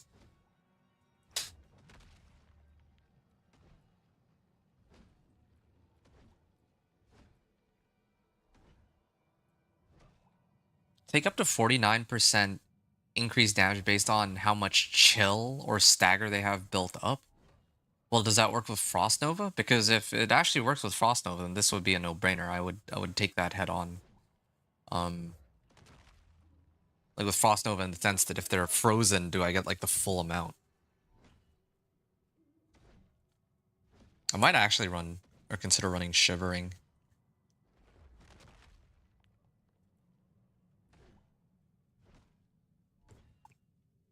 Increased damage while Ice Armor is active.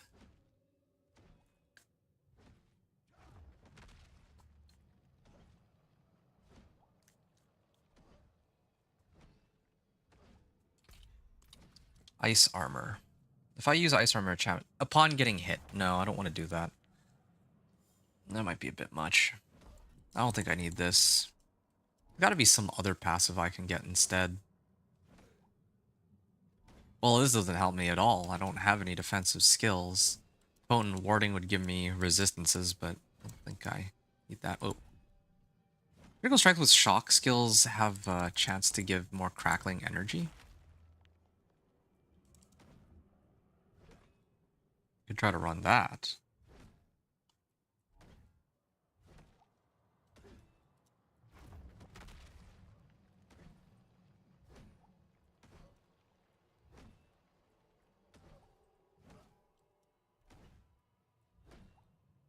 Increased burning damage. Pyromancy skills.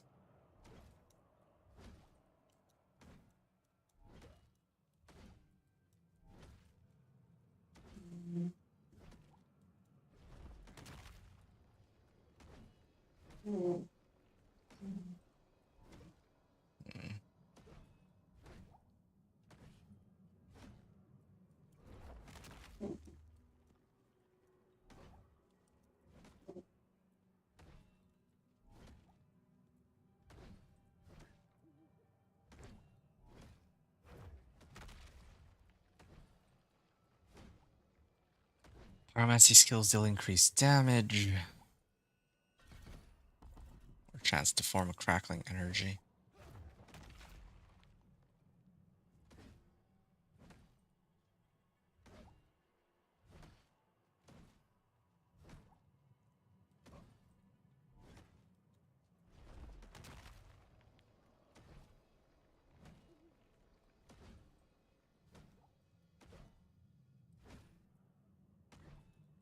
Lucky hit chance. Increased duration. Raw skills, barrier active. I don't apply any chill, I don't think. It's part of the issue.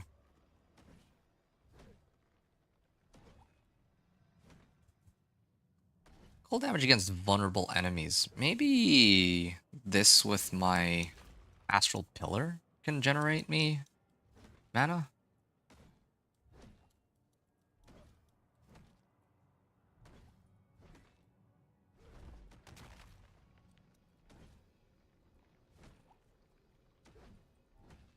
Killing a burning enemy. I'm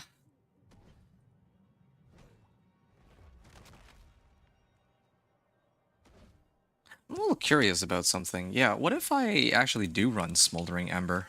I actually think that might be the way to go. It also disables Chilling Wind, which is one of the most annoying ones for me because they keep freezing me with that. Chilling Wind. So now deals burning damage. Yeah, so I ignite them, assuming that it works the way that it says. I run it with Elementalist. That should give me more damage. The alternative is for me to just run something like Flame Feeder straight up, but at that point, wow. All these other ones don't really give nearly as much damage. This thing's like 8% to mastery skills, but it doesn't have an additional bonus that gives more damage. Picking up Crackling Energy grants you 5% increased damage for 5 seconds up to 15%.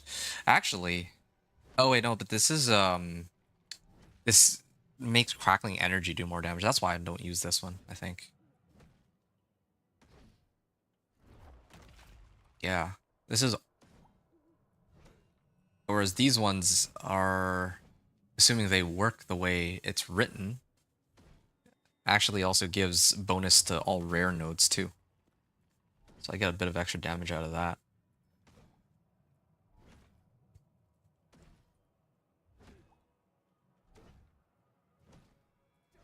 Alright, so that's that. I think that'll be okay for now. And then for the 3 points, I really don't have a frost skill on my action bar, so...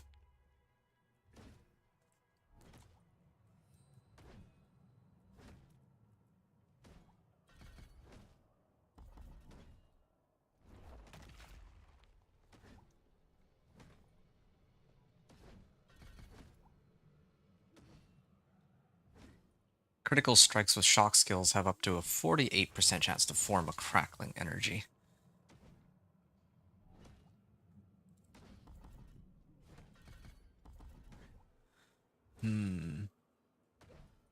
I think most of my crackling energies are coming from ball lightning specifically. So...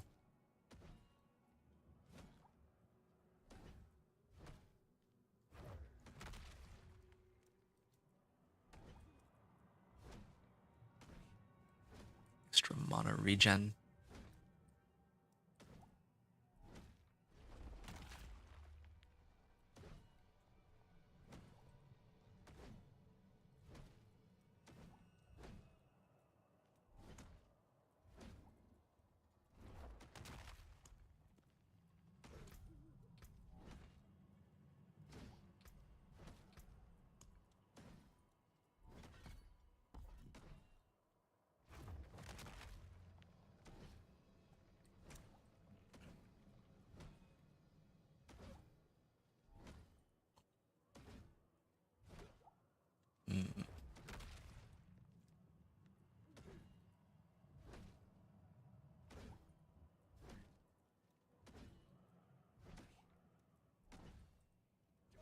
I guess I'll just do this. This is really the only way for me to go. It's either that or Devastation. But I don't think that Devastation really solves any of my problems. To be completely honest. Alright. Here we go then. What makes this build so bizarre is that I am using a bunch of skills on my skill bar. Or I have a bunch of skills on my skill bar, but I'm not actually using them for anything. So I don't really need to put points in any of their passives. That's where I'm saving a lot of my... that's where I'm saving a lot of my stats from. Okay, I'm gonna try this one last time and see if there's any improvement now that I also am running Astral Pillar with Burning. I think that's like the main difference that I have here. Okay. Man, my run is so slow. Okay.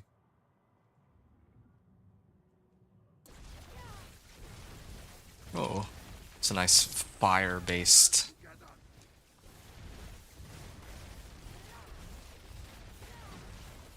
fire-based pillar.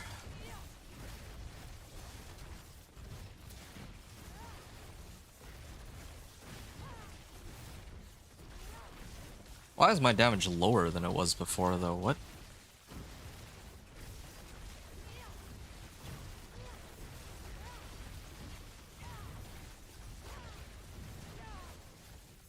My damage is lower than it was the last time I ran this test. Which makes, like, no sense. I don't know why it would be lower.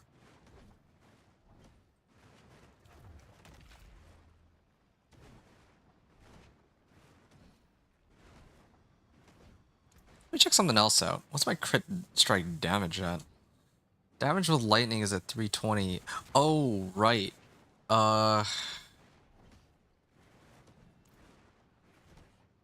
Yeah, let me actually try that real quick. Should This is like long overdue, but I should actually check to see if this catalyst works the way that I thought it did at the beginning of the season. Because so far it only looks like it brings it in line with my highest non-elemental damage type. My highest elemental damage type, but my understanding is that it would make my lightning damage in line with...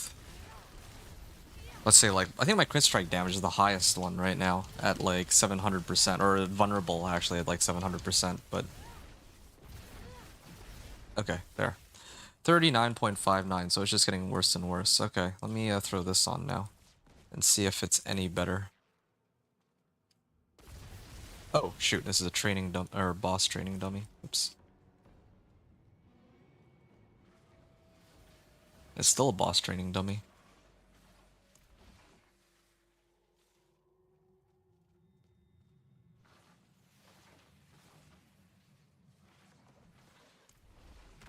Okay.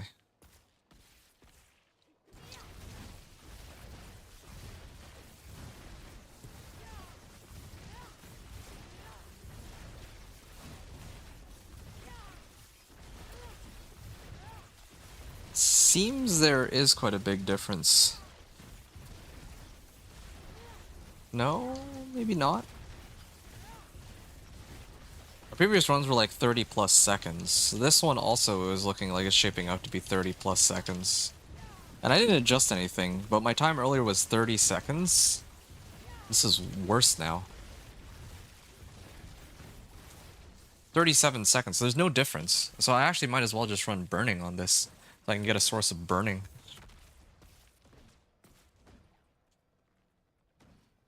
Presume that'd be fine.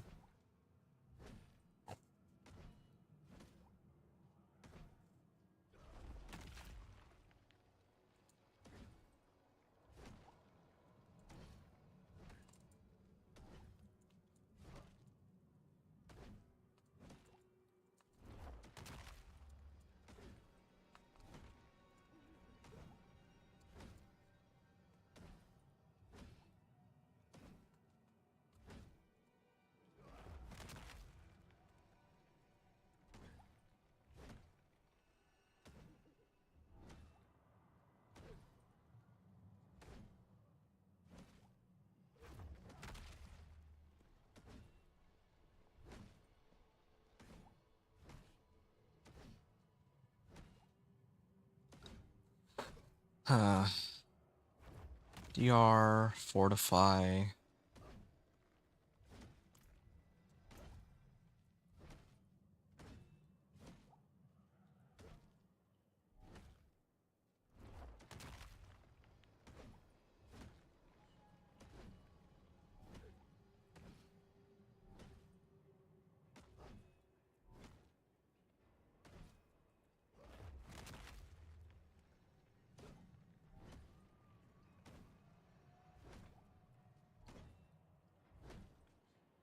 Mana on kill, I don't really need that. I think I'd lose out on quite a bit of life, but okay, here's what I'm gonna do. There's a couple adjustments I need to make. I need to replace dodge chance with total armor and see if I can still reach the cap this way. That's the first thing. And then I gotta make some adjustments on my gloves too.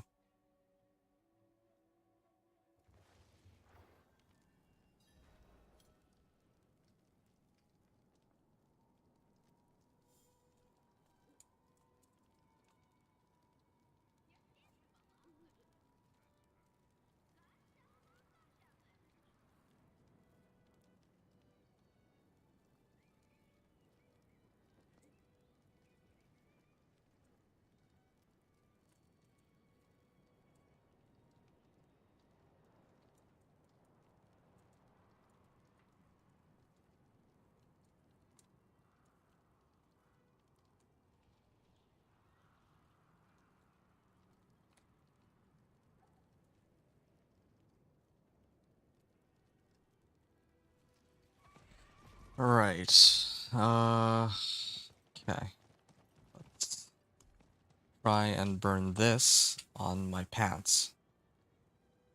I think this would be fine, right? Yeah, there. And tempering. Max life. There we go, total armor. So now if I use all of these, particularly this one, what does my armor actually come out to be? 848? 67%. Don't know if that is sufficient. Don't think it is.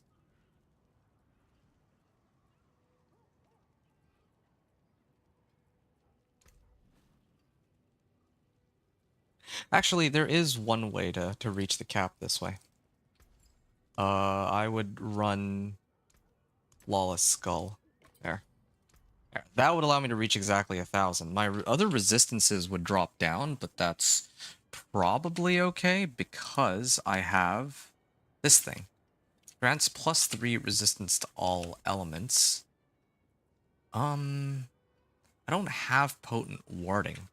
If I replaced my Band of Inner Calm with Tau Loop, I think that would actually be a damage increase by itself. Just that alone, really.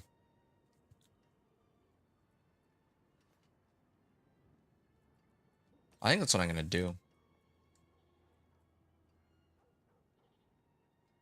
Still a rating aspect.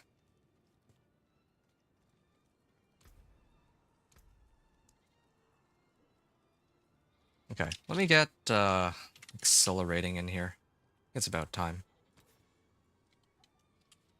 Oh, I can actually get a higher roll on this too. Okay. Lucky hit chance, non-physical damage cooldown reduction. So I lost out like on quite a bit of int by making this adjustment. So I went from 277 to 244.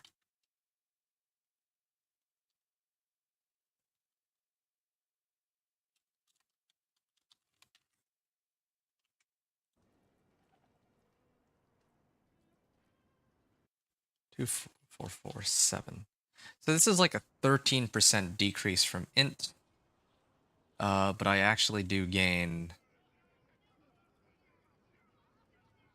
Well, I lose out on inner calm too, though. That's the thing. I don't know if I'm actually getting a net positive out of this. Never mind the fact that Talup's only really giving me 21% more damage.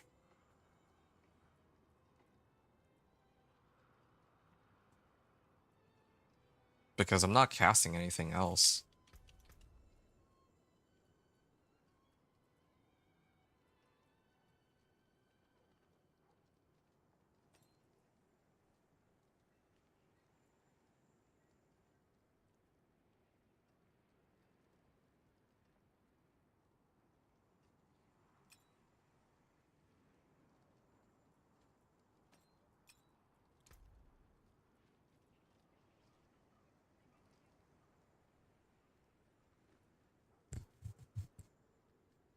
Hmm.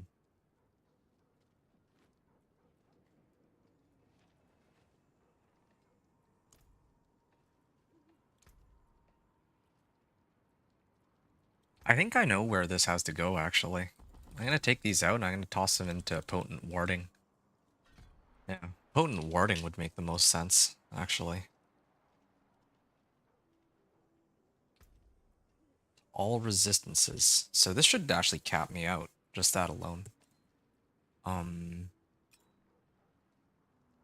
Get more resistances this way, get more resource cost reduction, get more shock crit strike chance, get more life. Yeah, I think this is really the way to go, as much as I hate to say it. And then for these gloves, yeah, I think I'm gonna go and fetch the, I have, like, restoration scrolls on a different character, so I'll make that adjustment. And then I think I'm gonna try to run it one more time just to confirm that the build is working a-okay, and then I'll be done with it. The other issue is, I wonder if my helm... Right now I'm just running like a plain legendary or ancestral legendary helm with like GA int. I do wonder if I would be better off just throwing on like a Godslayer crown. Probably get a lot more damage out of that, but I do lose out on quite a bit of int, if I'm not mistaken. Where's my Godslayer crown?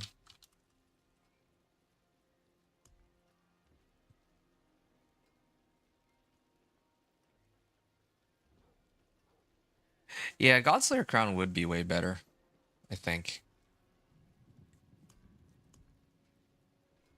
Although I do admit that all my Godslayer crowns right now are like multi-GA, or yeah, I would have wanted like a plain Godslayer crown if possible. Uh, what? I don't have any retempering scrolls? Where are my retempering scrolls? If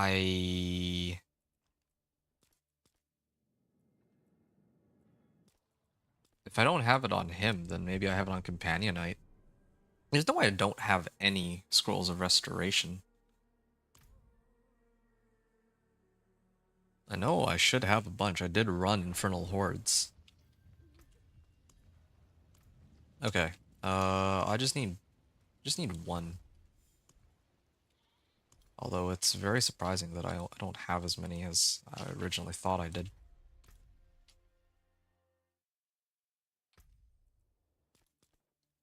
Yeah, the next time I stream, I think I might try to finish my human form companion druid build. I think that's what I'm going to aim for. If I do, well, I don't know. I'll have to think about whether or not I want to do more companion druid stuff, or if I want to just move on to like another build. The thing is, I'm down to do another build, but at this point I'm kind of wondering which one. Like, I'm doing Blizzard and Ball Lightning because I feel like those are like classic, like fan favorites that, at least from what I can tell, they kind of got sidelined by a lot of the content creators because they're not like meta anymore, right? But I don't know if, it could be kind of, there could be a lot of people who are aiming to get those builds up and going again.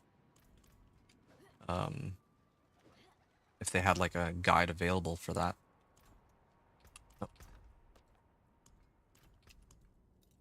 Alright, these gloves, I'm gonna re-roll this for shock finesse, shock crit strike damage, or crit strike chance there. Okay, good. Got what I came for. Static discharge, so I got plenty of ways to stun. Okay, I'm gonna try and run another. I'm gonna try to run another and see if I actually improved my build at all. I feel like I did. I feel like I did, because I lost out on movement speed compared to the first time I did my runs, but now I have more damage on my boots. I have 28% less damage from vulnerable monsters, which is a pretty big boost. And then I can actually run the life incense too. So my life total is now like 7.6k, which is a huge step up from the last run I did. My resistances are lower, but that's okay too, because I just need to cast a couple ball lightnings and then my resistances will almost reach the cap due to potent warding. So I've got a lot more of my bases covered. I also have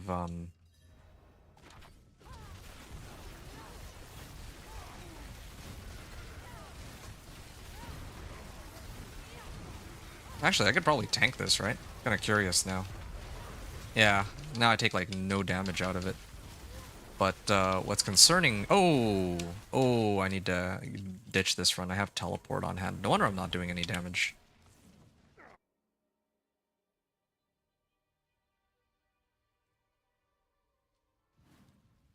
I would have gone through the whole run wondering why I do like no damage.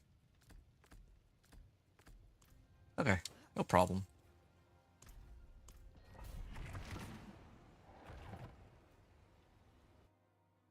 Yeah, that was a lot of damage that I was missing, for sure.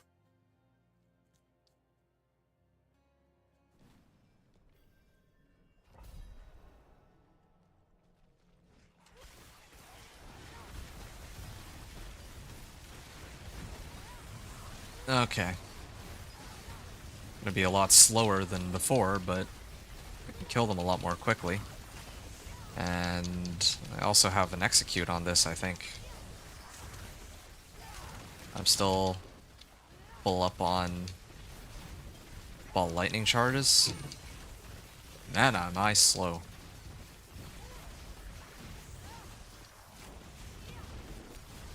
This guy takes forever to bring down, but...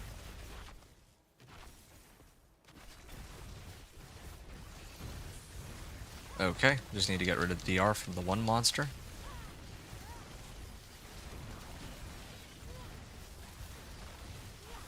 Yeah, they're all vulnerable, so they do like no damage to me due to this, was it ever living aspect?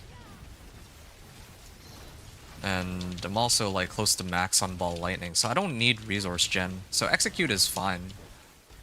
Execute is actually fine. Wait, why do I still have teleport on my bar though? What?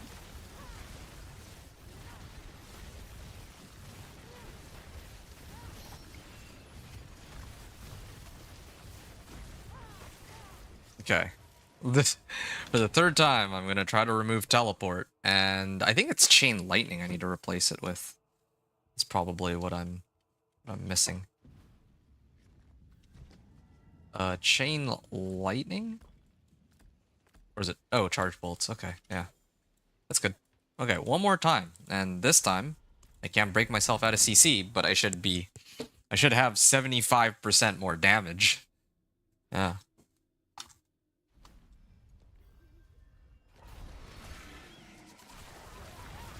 Okay, there. Yeah, that's a lot better. Definitely see their health bars moving a lot more quickly than the last time I was here. Never mind the fact that,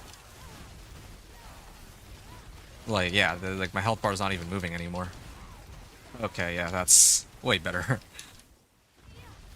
I don't have attacks reduce evade cooldown, unfortunately, but it's fine.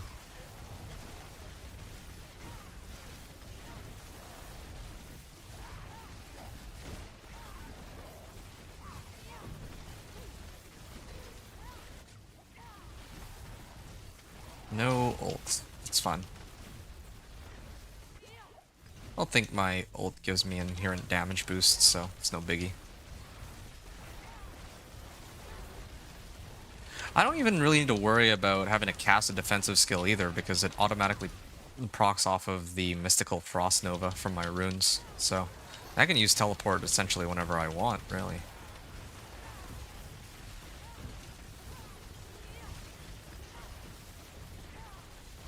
There. Yeah. This is a big upgrade. The run itself, again, is like, I feel ridiculously slow, but in comparison to my previous setup, but still, my clear speed is much faster than before, too. And I'm like maxed out on the number of ball lightnings I can have, too. Yeah, I'm pretty happy with this. I'm gonna probably do my Pit 55 clear, well, I'll probably have to take out some points, though. I feel like I have too many...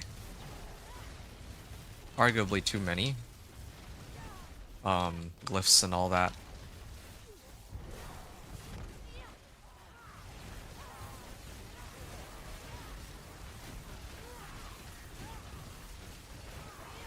Yeah, this is good.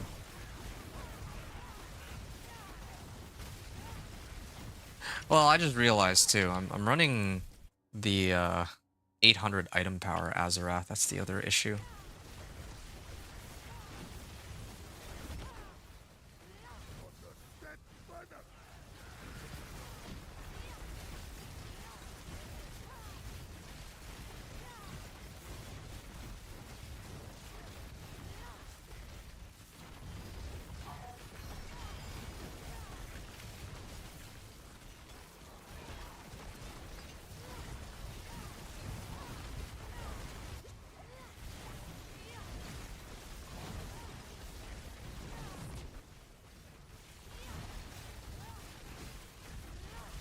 Okay, that's 2 down.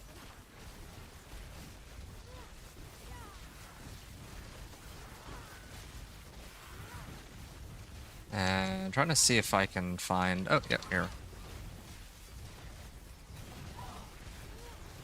Should always have 20 of these ball lightnings, though.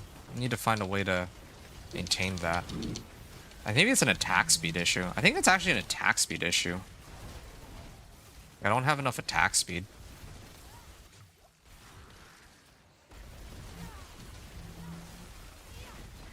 And to make matters even worse,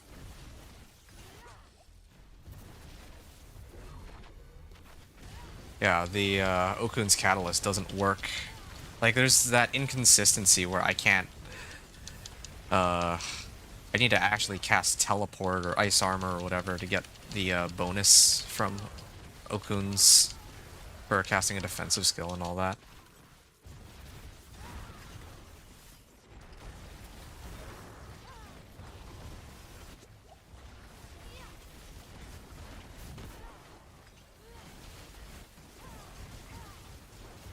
Oh wow, he just got executed.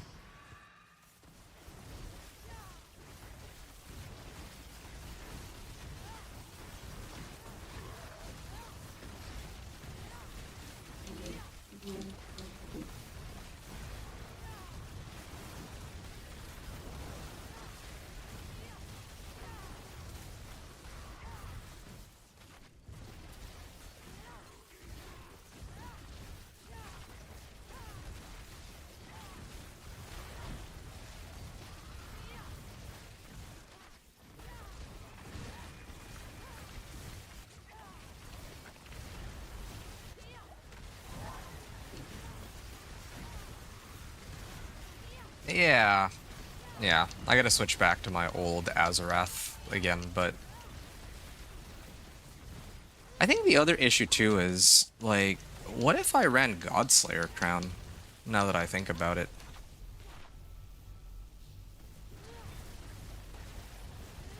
I'm sure I have a Godslayer Crown on one of my other characters, like my Rogue. If I took that Godslayer Crown, I'd probably get by just fine. Or Crown of Lucian. Crown of Lucian, I think, would be the best one, actually. But the problem is, with Crown of Lucian, it's hard to really keep damage bonus up while still being able to pump out ball lightning. Yeah, like you actually need quite a bit of like resource generation for that, so I don't know where I'd get that from.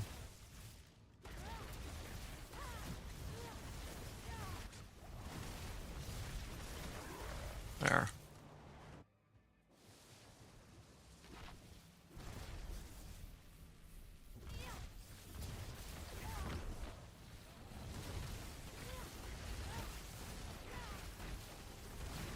12.6 million. I'm guessing some of these have to be from Azarath. 41.7 million? That's gotta be Azarath. Lucky hit chance, but my lucky hit is like really low on Ball Lightning. I think that's part of the issue. It's too bad, really. It actually does feel like...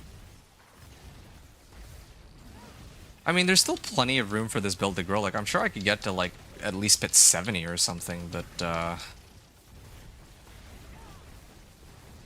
I feel like there's a lot of other builds that can do far more with a lot less. Like, here... This... And what was up with the overcrit earlier? I don't understand that. Like, I don't...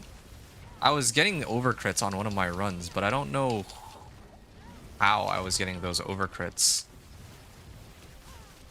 Unless I need to use some of my other skills. Or something. Maybe I run familiar.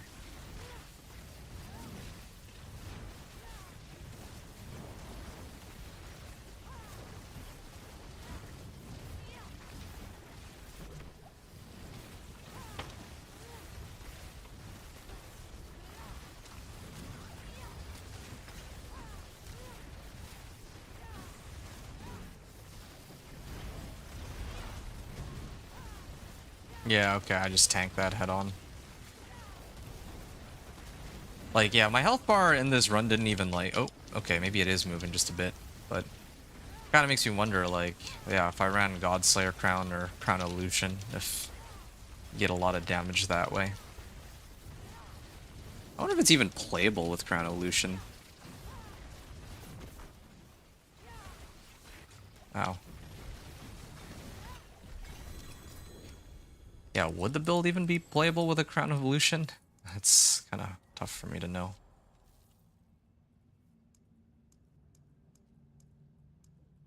I can do this one next, I guess.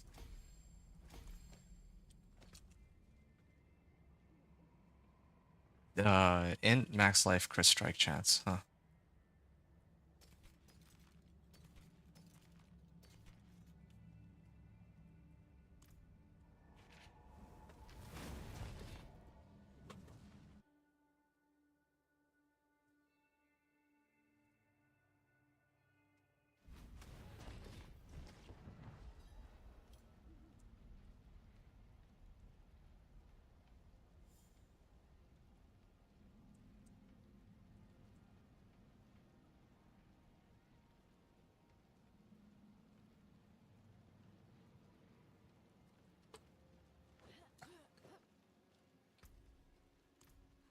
Greetings. How shall I guide my hammer?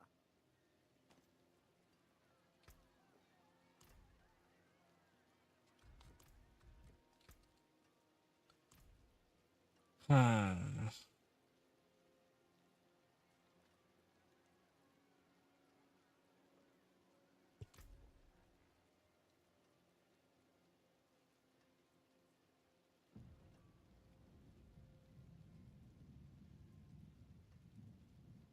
Yeah, but I lose out on so much armor if I make that adjustment. No, it's fine. I'm just gonna leave it.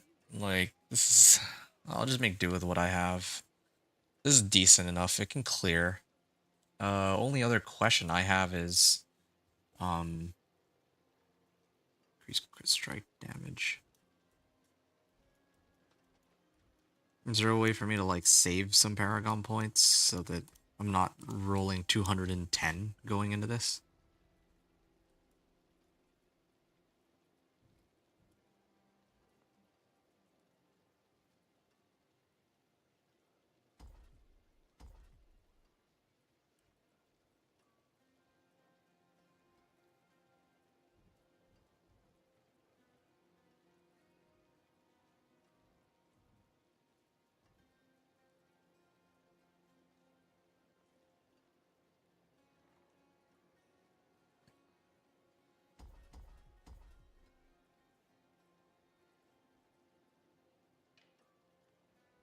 You get rid of all the extra crit damage or like dex nodes that I've been picking up or something. Yeah, like that. Okay, just under 200, I guess. Sure. Whatever.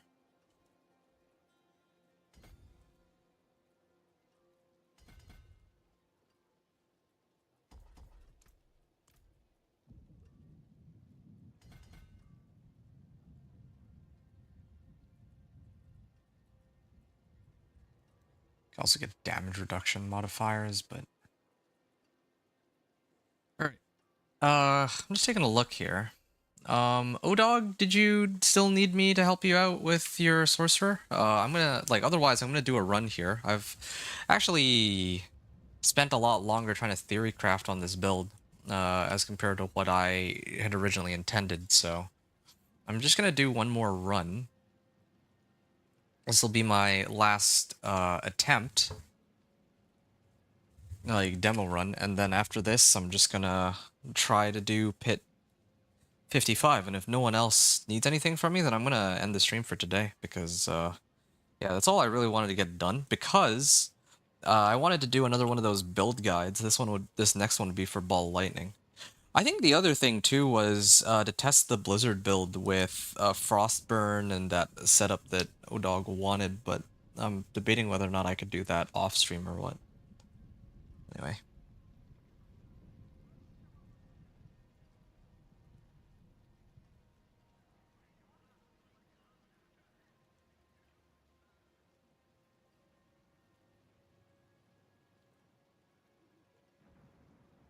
Alright. I'm gonna get going then. One more demo run. It's too bad, really. I wasn't able to make any groundbreaking adjustments Anything could at the end of the day.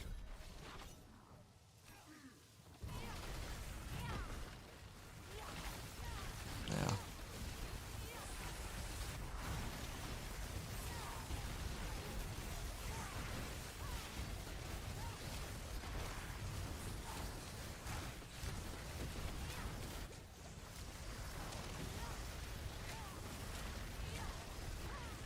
Okay. Yeah, more than enough damage to clear this, and surprisingly, it's even with Azarath.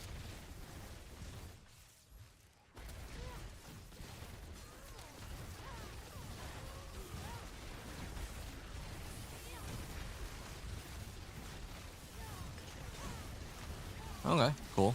I feel like this 750 item power Azarath is also no slouch.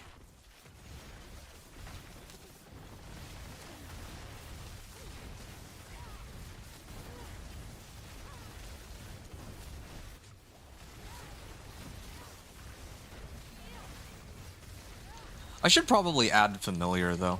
There's no harm in adding Familiar.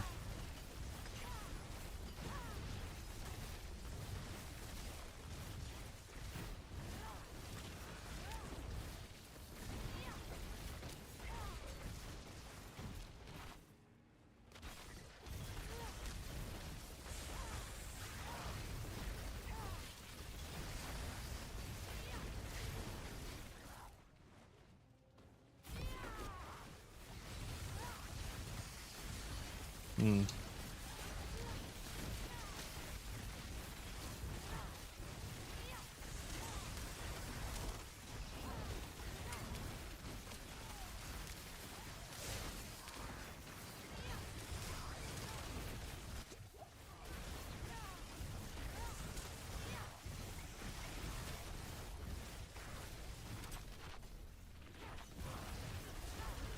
DR removal?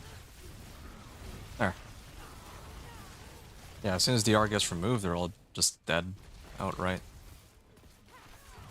But, trade-off is, it's really slow for me to go from pack to pack.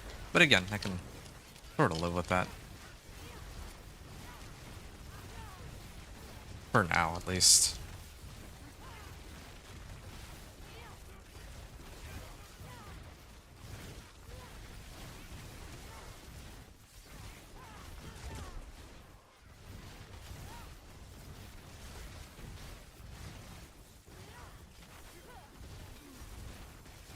I guess I'll hit these guys first. They're like frozen, so. There. I think dazed is a bit of a problem. Yeah, as long as they're frozen, they take a lot of damage from my hits. Ooh. Great way to just max out on attack speed, but my mana pool is struggling to stay afloat. Hitting enough of these guys, though, I think I get pretty close to the cap. Oh, all dead. Hey, Lee. You said you're back? Nice. Okay, so here's the plan. This is my last run of Pit 55. And then after this, I want to, or my last like demo run. And then after this, I'm gonna try to do like a run for real, where I kind of like show all of my equipment and then actually officially attempt to clear Pit 55. And then I'll do like the video for like the build guide video for Ball Lightning. I just don't know if I'm gonna do it like today or if I'll do it like later this week. But yeah, that's my plan.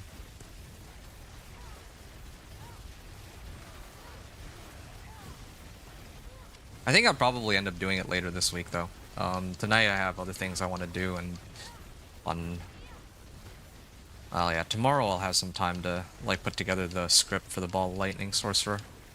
I'm actually kind of curious to see how well it'll do when I release it, but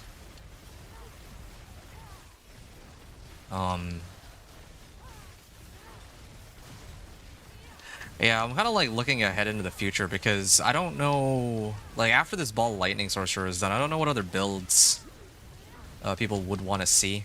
I don't know what builds I should end up doing, and I don't even know if I'd want to keep doing more Diablo 4 content or if I want to like maybe switch out to like last Epic, since that's pretty hot right now. Oh, that's gonna be coming up in Season 3 is coming up end of August, so I'm like excited for that.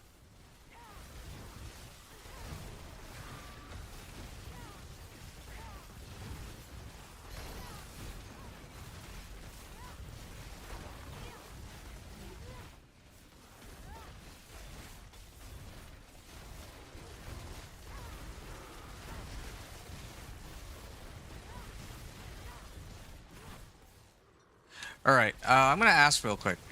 So Lee, you said you're back. Are you like hopping on now?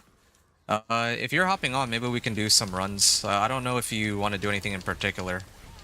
But if you want, we can actually play together for a bit. If you had something in mind that you'd like to do together. I think last time we ran like escalation or nightmare escalations, right? If you want, we can run more of those if you need Obdicite. I'm pretty loaded on. Well, I'm not really loaded on Obdicite, but most of my gear is already like kitted out. Double crit on the modifier that I want, especially my weapon. My weapon's like pretty nasty. It rolled chance for wolves deal double damage twice, and then the third roll was on willpower, so that was like perfect.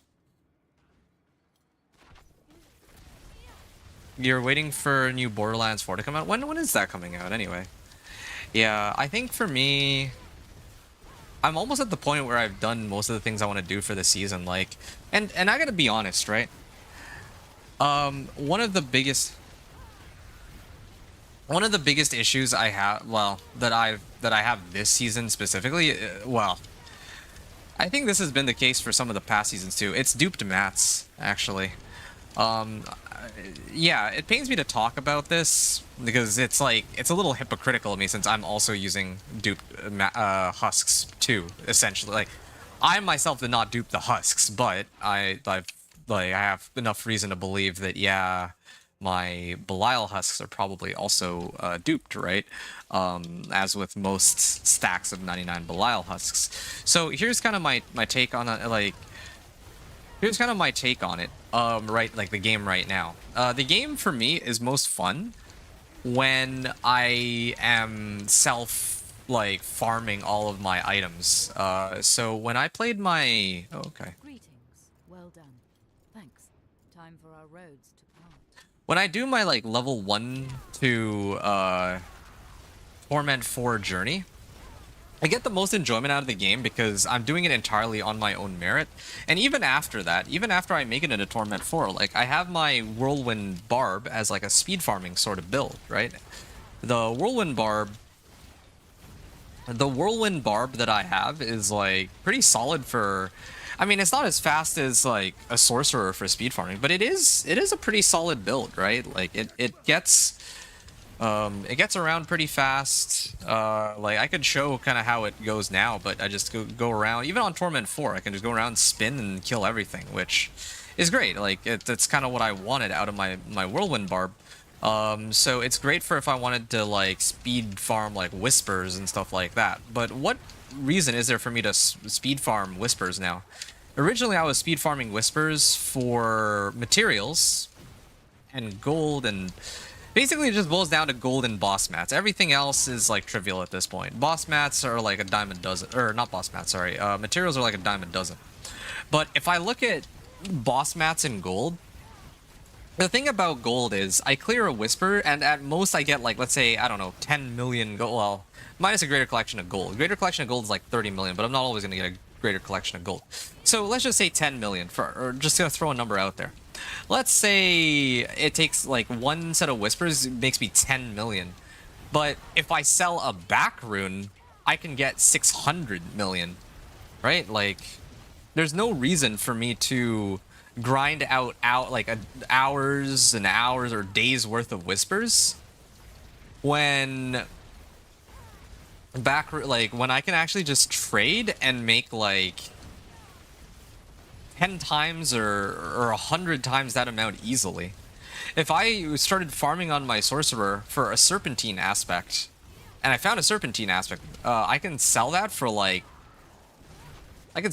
billions. Like, there's no reason for me to, like, farm Whispers. At least that's how it feels. Like, I could do it solo for fun, but there's no reason for me to keep farming.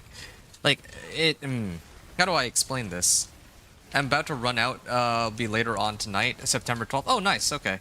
Yeah, I don't plan to, I don't think I'm gonna be on later tonight. I'm probably gonna be doing other things. I just wanted to kind of get this out of the... Oh, wow, I might actually die here. Oh, wow, I actually lost this. Okay, whatever. I mean, this was careless on my part. More than that, I think... Ever Living Helm. Yeah, that was just careless. That's fine. I can clear the run. I know I can. I was just lazy about the last bit. This is good enough. Close enough.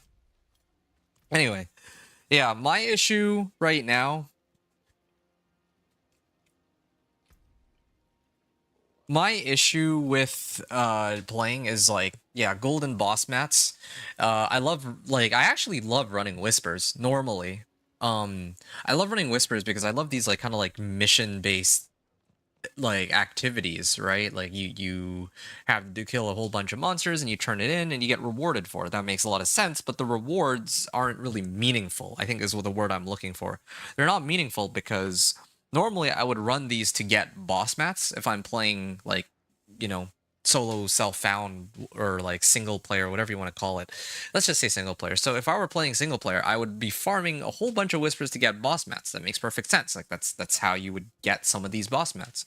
But because Belial husks, or, like, the Betrayer's husks exist, and they're the main way you would get ancestral items, there's no reason for me to play the game in any other way. Like, if the goal is just the push pit, I'm talking about, right? Like, if my goal is to push the pit and try to see how high my build can go, I have one of two choices. I either play, in quotation marks, legitimately, and then I only run Whispers, and I use only Whispers, like the rewards from those, or, and that would take me days of farming, or I can just, I already, like, know this is an option, I can just, you know, find a way to get, like, a stack of Betrayer's husks.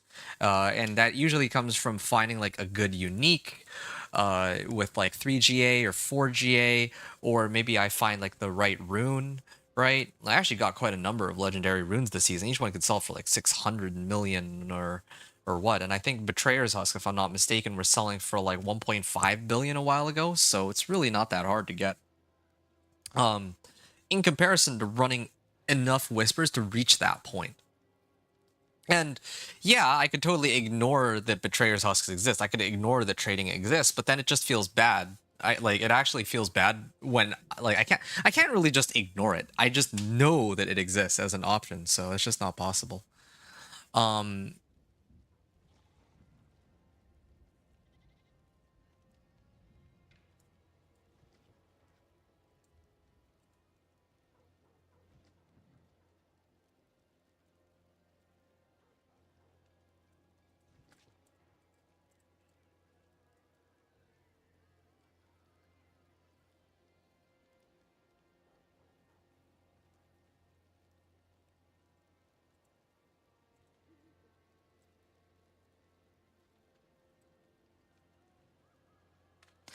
Okay. Lee said, "Sorry, man. Next time." Oh, did I die because my incense wore off? That might have actually been the case. Oh well, whatever. I mean, See something I got to test what I needed, so that's all that really matters at this point. And in fact, I'm gonna toss the rest of these in my stash.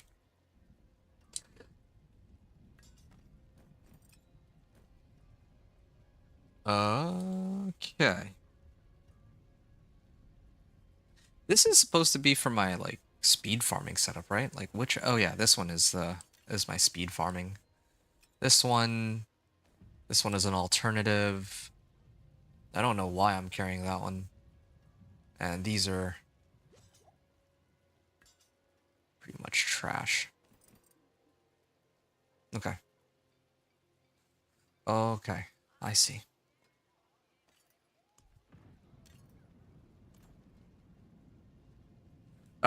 Lee said, "Sorry, man. Next time we play, I am beyond my druid. Let you see how good build is." Yeah, please. I'd love to see it. I'm sure your build is much stronger than mine is at this point. I've seen what some of these poison puddle druids can do, and uh, I'm genuinely impressed by how strong they are. an exquisite concoction. Yeah, like poison puddles is sort of insane. I don't I don't know how else to put it. They are kind of crazy in the sense that like they always overpower. They have like high base damage. There's not really any definitive weakness on them. I think that in fact at this point with the pulverize buff too, they're actually doing more damage than Hydra, which is also kind of crazy.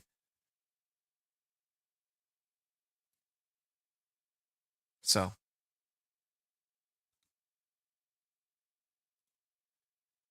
no, wait, Sorcerer is back up to pit 117. So Spiritborn is at pit 134.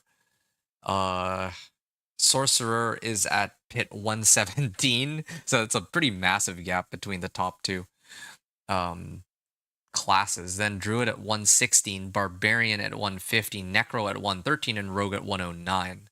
So yeah, there's a pretty healthy spread there between Sorcerer and Necro, but Rogue is like quite a bit down, and then Spiritborn is like way up there. So not sure to say there. It is I killed everything easy. I'm not even surprised to hear that. Yeah, I mean I think Hydra and Pulverize this season are actually pretty nuts. That's just how it goes. Yeah. Okay. I'm gonna mute myself, and then I'm going to do my pit 55 run. And then when I complete it, I think I'm pretty much done after that. I don't really think there's anything else I want to do for today's stream. So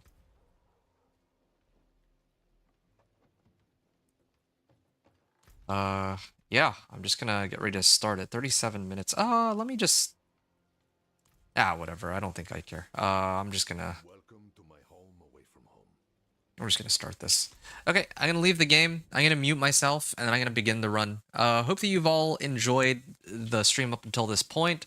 Really appreciate Lee and Odog and Anthony and anyone else who participated in today's chat. But yeah, I'm going to mute myself, and I'm gonna begin my run of Pit 55, allegedly to unlock Torment 4. But at this point, I've already unlocked Torment 4. I'm just doing this to show that this is what the Torment 4 clear would look like. So I'll see you all on the other side.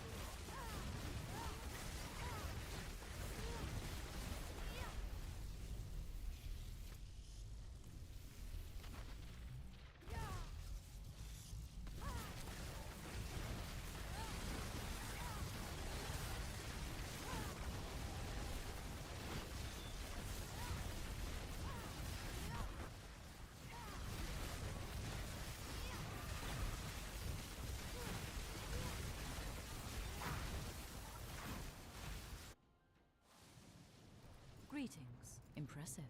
Thanks. Farewell.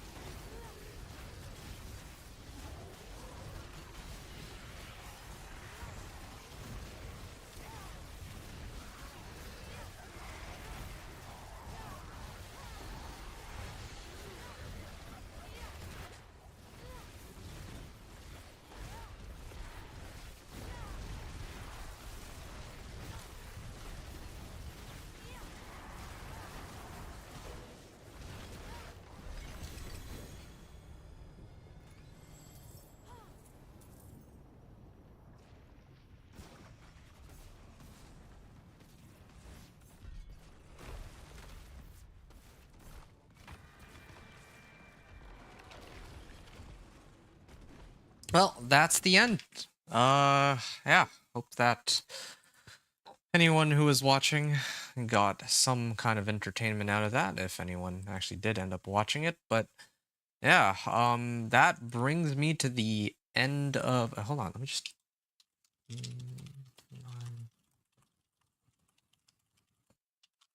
4 pit T55. Okay, cool. I had it. I just record that gameplay real quick. So let me just confirm that it is. Oh yeah, it's good. All right, nice, nice. I guess that's it for me then. I don't think that there's anything else. I did ask people if anyone needed me to like carry out like a rush or anything of that sort, but it doesn't look to me like anyone needs one at the moment. So I'm gonna actually just stop here. And yeah, if anyone, well, yeah, later. I don't know if Lee's still here, but if you want to play later, yeah, you can just hit me up on BNet, and if I'm free, then I will join you. And if not, then well, there's always next time. So with all that said and out of the way, I think this is where I'm gonna end. Ooh, what's that? That's a nice little wand. Oh, upgrade a nice little aspect here. That's nice. Not quite rare that I get to upgrade my aspects from non-ancestrals at this point, but that's fine. All right, I know that this isn't like me actually unlocking Torment 4, but as is tradition, I will still go to the big Kmart and spin as needed.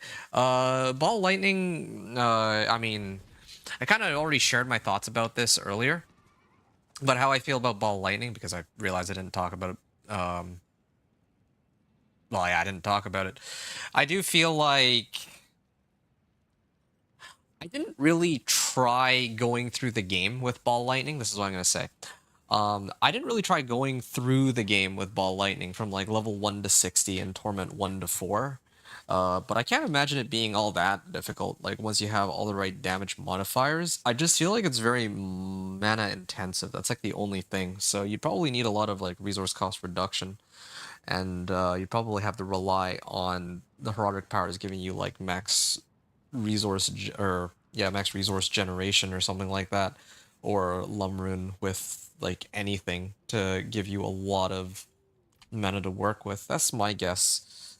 As for going from Torment 1 to 4, well, I feel like a lot of the I haven't tried the build without Okun's Catalyst, but I'd probably just run like a two-hander and then throw on like either Tenuous Destruction or something else.